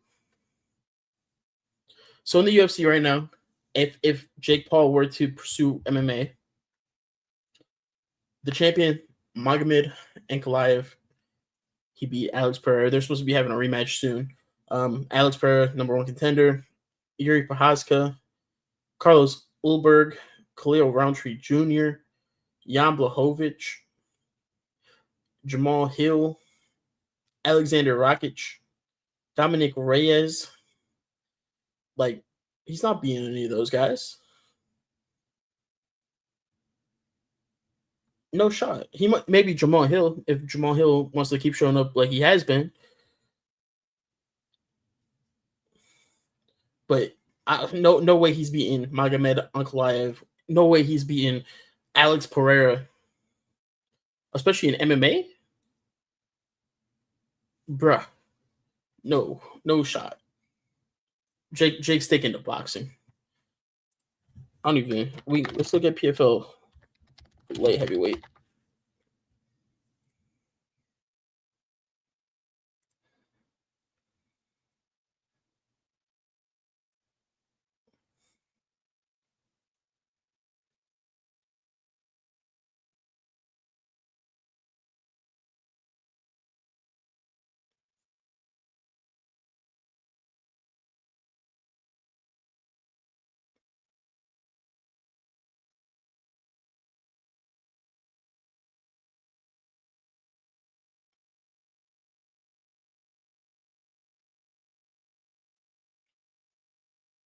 I don't even know any of these guys, but I don't think he's being any of these guys either, though. Like, let's be real. MMA is more than just hands and wrestling, you know what I mean? Like, you gotta worry about kicks, jiu-jitsu, judo, the clinch work, Muay Thai.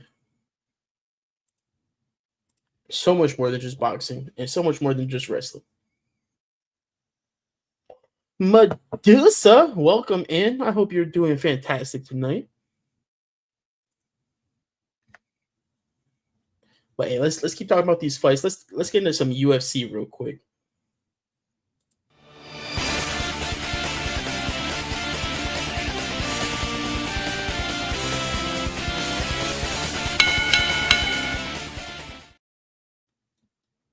All right.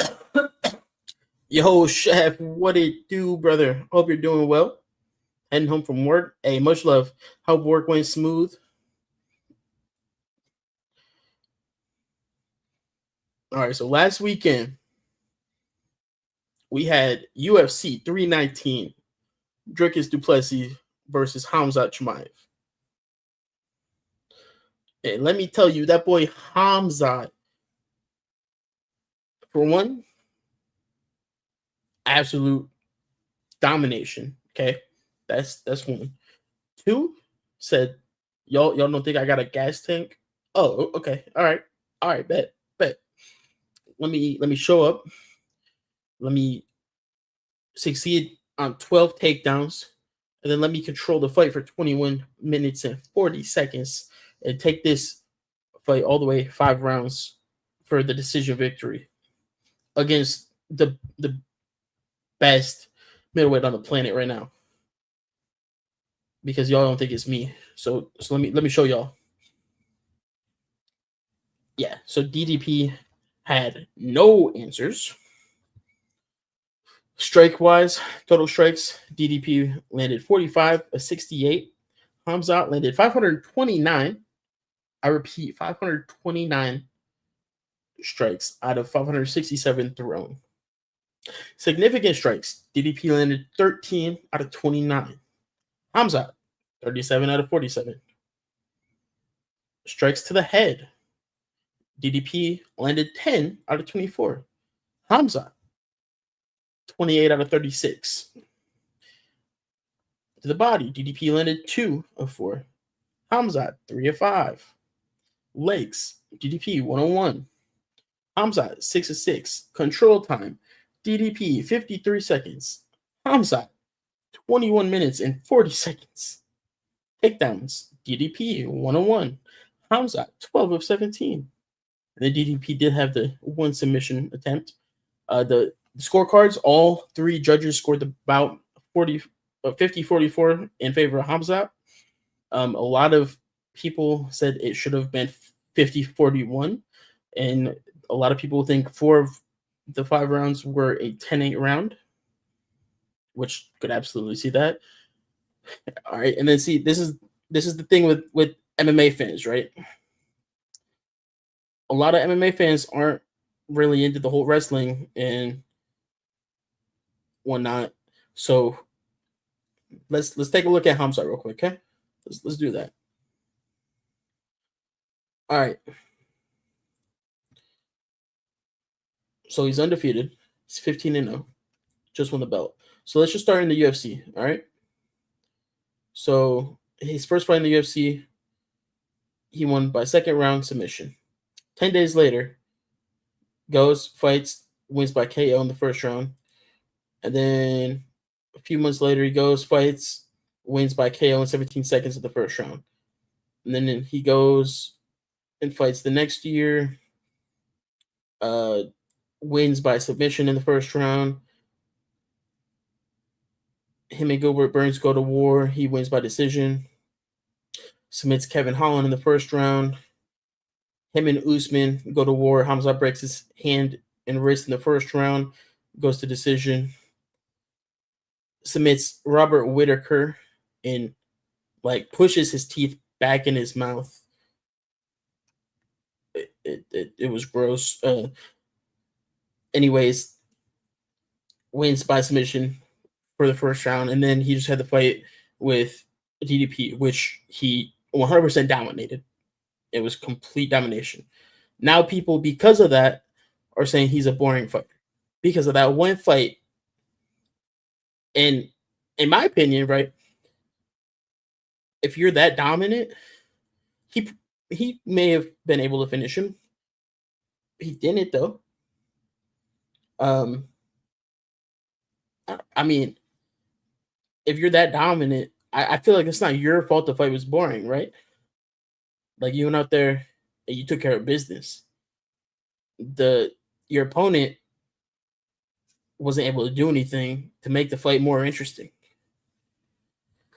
But I don't think the fight was boring regardless. I think the fight was, it was just a dominant fight for Hamzat.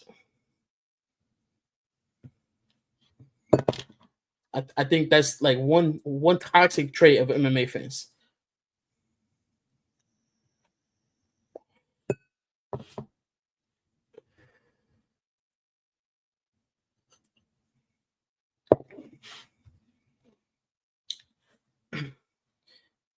I think, and then this is another reason I think they may have said the fight was boring.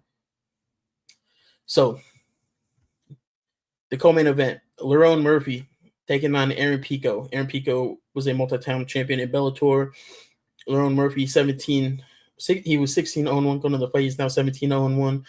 He ended up putting in work, doing his thing, and he ended up winning via spinning back elbow. Turned them lights off. Aaron Pico was down for a minute. It was pretty nasty. But then the fight right before that, Jeff Neal taking on Carlos Prates. Carlos, same thing. Spinning back elbow. Knocked him out. So before the main event, before Hamzat went out there, did his thing, dominated the fight. Carlos Prates and Lerone Murphy went out there and had like crazy knockouts, had everyone hype, and then they saw that and they were like, "Oh, well, it was boring." We just saw people get like flatline, and now we're watching someone get laid on. Which, to be fair, it wasn't just laid on, but he was getting punched. Hamzat was working. I'm pretty sure Hamzat set a couple records too, like most time holding a crucifix on your opponent. Then we had MVP taking on Jared Cannonier. This was a good fight. Jared Cannonier was able to get 2 takedowns out of 7 attempts. MVP definitely did more of the damage, though. More dangerous on the feet. Dropped him twice, which is actually weird that it's not on here because he 100% dropped him. But regardless, MVP went out there and did his thing. And then Kai Asakura, this was his second fight in the UFC. His last fight before this was for the flyweight title. He got submitted in the first round, and then he came out here and fought Tim Elliott, and Tim Elliott was able to submit him in the second round. So Kai's stand-up looks really good. He's really fast, but he definitely needs to figure out his wrestling and jiu-jitsu defense.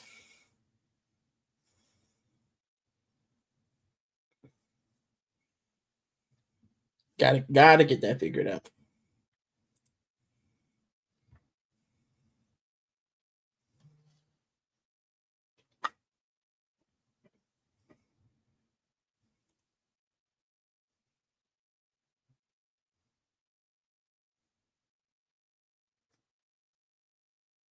Oh, we're not gonna go too in depth in this. I just was curious if this finally got announced. This is gonna be a pretty good card.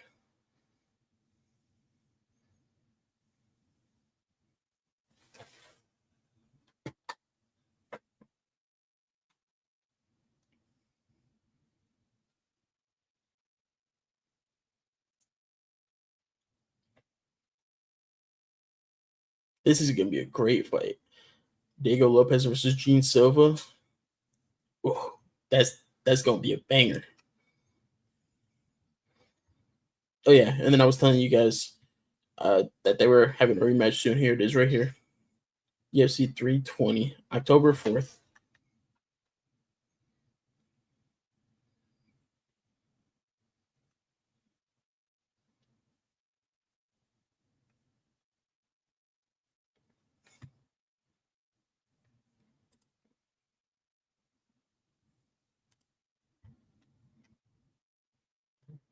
So this is the fight night for this weekend. We got Johnny Walker taking on Zhang Ming Yang. Johnny Walker is coming off of a no contest, a loss, and then a loss. But to be fair, his no contest and one of his losses is to the current champion. And that's the wrong button. And then Zhang Ming Yang, he's 19-6. He is coming off quite a few wins. This will be his 4th fight in the UFC.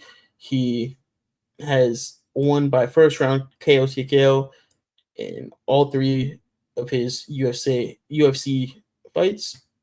So let's see if he can keep that going. His last victory was over Anthony Smith earlier this year in April.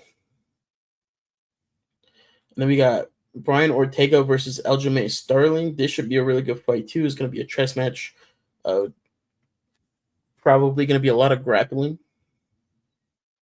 Should be a good one. And then we got Sergey Pavlovich coming off back-to-back losses. One against the champion Tom Aspinall. Oh no, I take that back. He did get a win. Him and Jairzinho Rozenstruik, February of this year, went to decision. My bad. So let's see if he can continue the winning ways, get back on the knockouts and whatnot. But he's taking on the young and upcoming Waldo Cortez Acosta, who is 14-1, and the last time he lost was in April of 2023. Since then, he has 3 decisions and 2 KOs. So let's see if he can continue winning as well.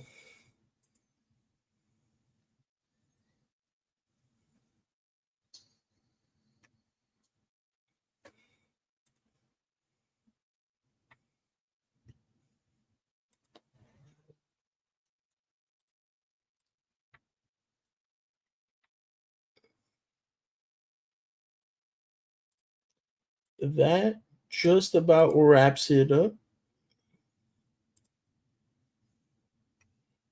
Let me make sure I'm not missing anything.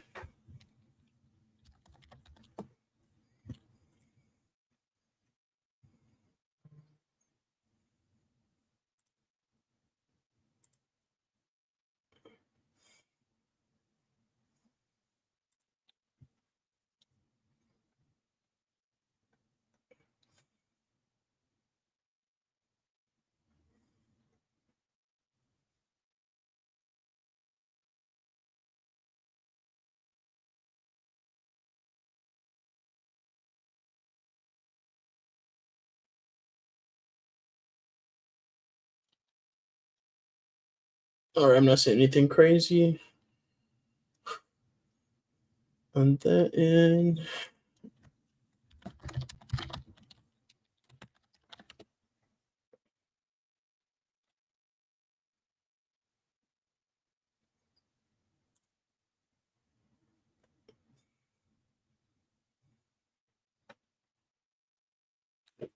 What? All right, we do got something. Team France for a mix of nations was announced, and I'm kind of shocked.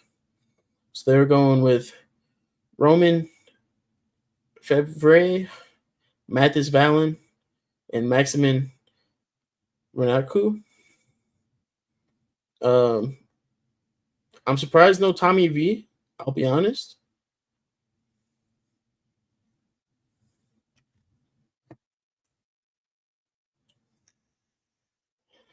That is surprising, I will say.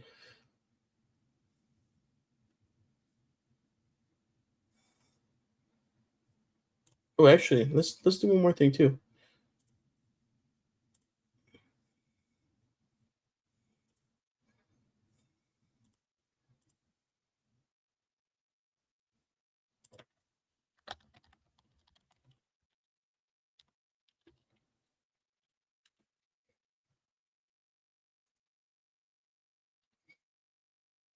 Let me see. Here we go. Yo, RTP, you made it for a little bit longer. We're we're just about wrapping up, but we're going to take a look at some of these pictures from this past weekend's motocross race. Let me swap that over. There we go. So here we got Hunter Lawrence. Jet Lawrence is right back here with the yellow 18 and the red plate. Jorge Prado, Ken Roxon, Eli Tomac.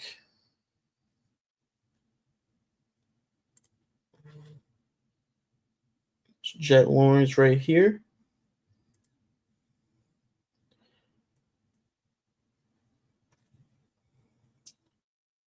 Seth Hamaker.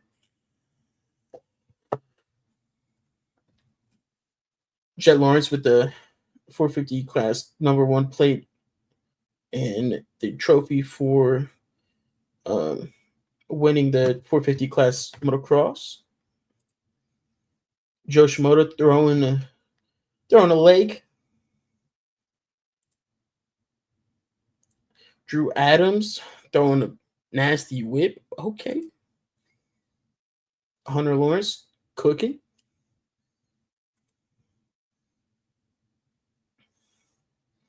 Look at all damn fans. Honestly, pictures like this don't do it justice.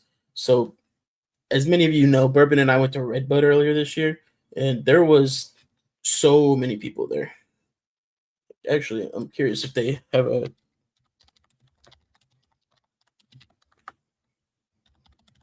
actual number out there yet. Not yet available. So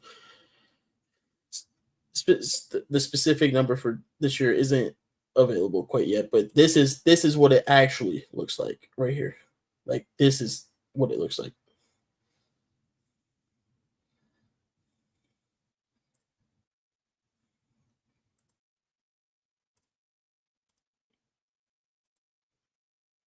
Eli Tomac, Jay Coop,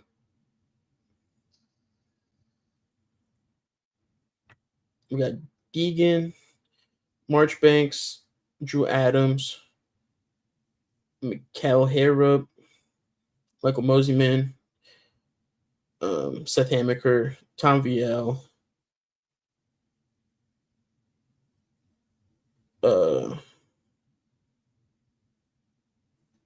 can't think of him, Juju Beaumer, Cole Davies over here, Jordan Smith, Kickstart Kenny throwing a whip, Jay Lawrence, Time Master Pool. There we go. Couldn't think of 26. Time Master Pool.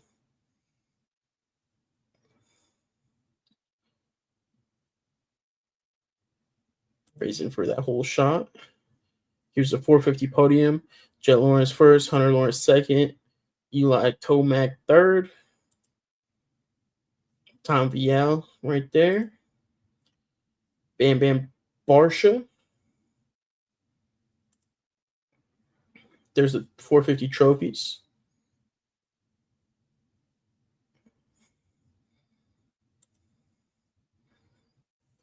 RJ Hampshire, Joe Shimoda, Jet Lawrence. There's Danger Boy Deegan, leaning her over.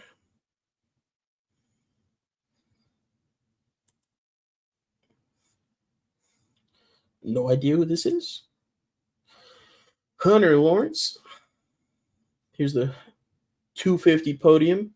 So we got Joe Shimoda, Hayden Deegan, Tom Viel. Joe Shimoda with the checker flag. Danger Boy Deegan, Hayden with the white flag.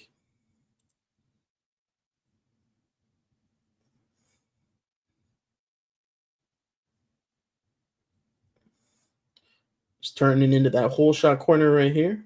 That first corner. Hunter up front. Jay Coop. Jet. Kickstart Kenny. Levi Kitchen, Joe Schmoda, Jet Lawrence, and then I think we're back to here. Perfect. So super, super excited for Budds Creek this weekend. Pretty sure Hayden Deegan is going to be able to wrap up the championship for the 250s. Jet Lawrence, like I said earlier, wrapped up the 450 championship. As far as NFL goes, we got one more week of preseason and then the regular season starts. So it's just about that time for football. UFC wise, Hamza is the new middleweight champion of the world. ARTP, love you too, brother. Appreciate you stopping by.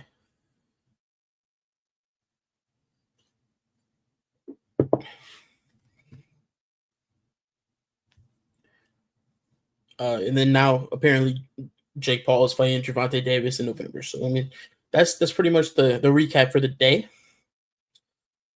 RTP, appreciate those check-ins.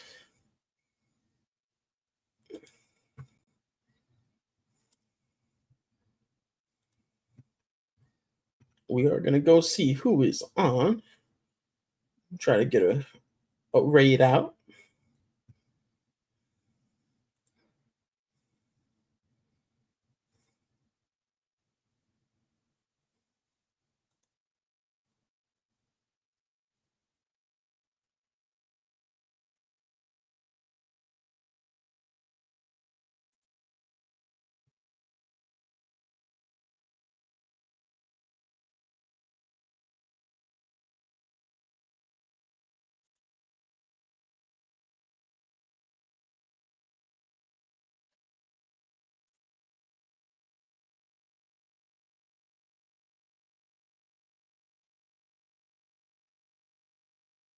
All right. I know where we're going.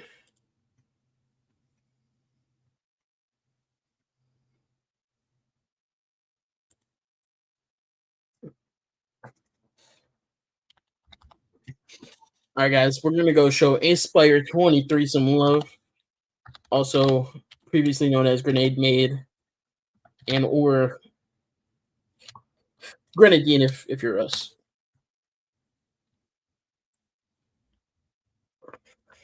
The top one is for all of you phenomenal people who are subbed, and the bottom one is for all of you phenomenal people who are followers. Much love to all of you guys for coming and hanging out with me tonight. We are gonna go show Inspire some love. It's been a while since I have been able to raid her.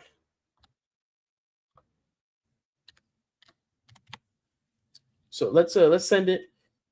Also, just for anyone that doesn't know, she does every time she gets a raid, she creams herself. So that's a treat for you guys too. But much love and peace out. Until next time, guys. I will be back tomorrow. I'm going to be playing It Takes Two with Queen of Kings 17. So until then, much love, guys. Have a great night and peace out.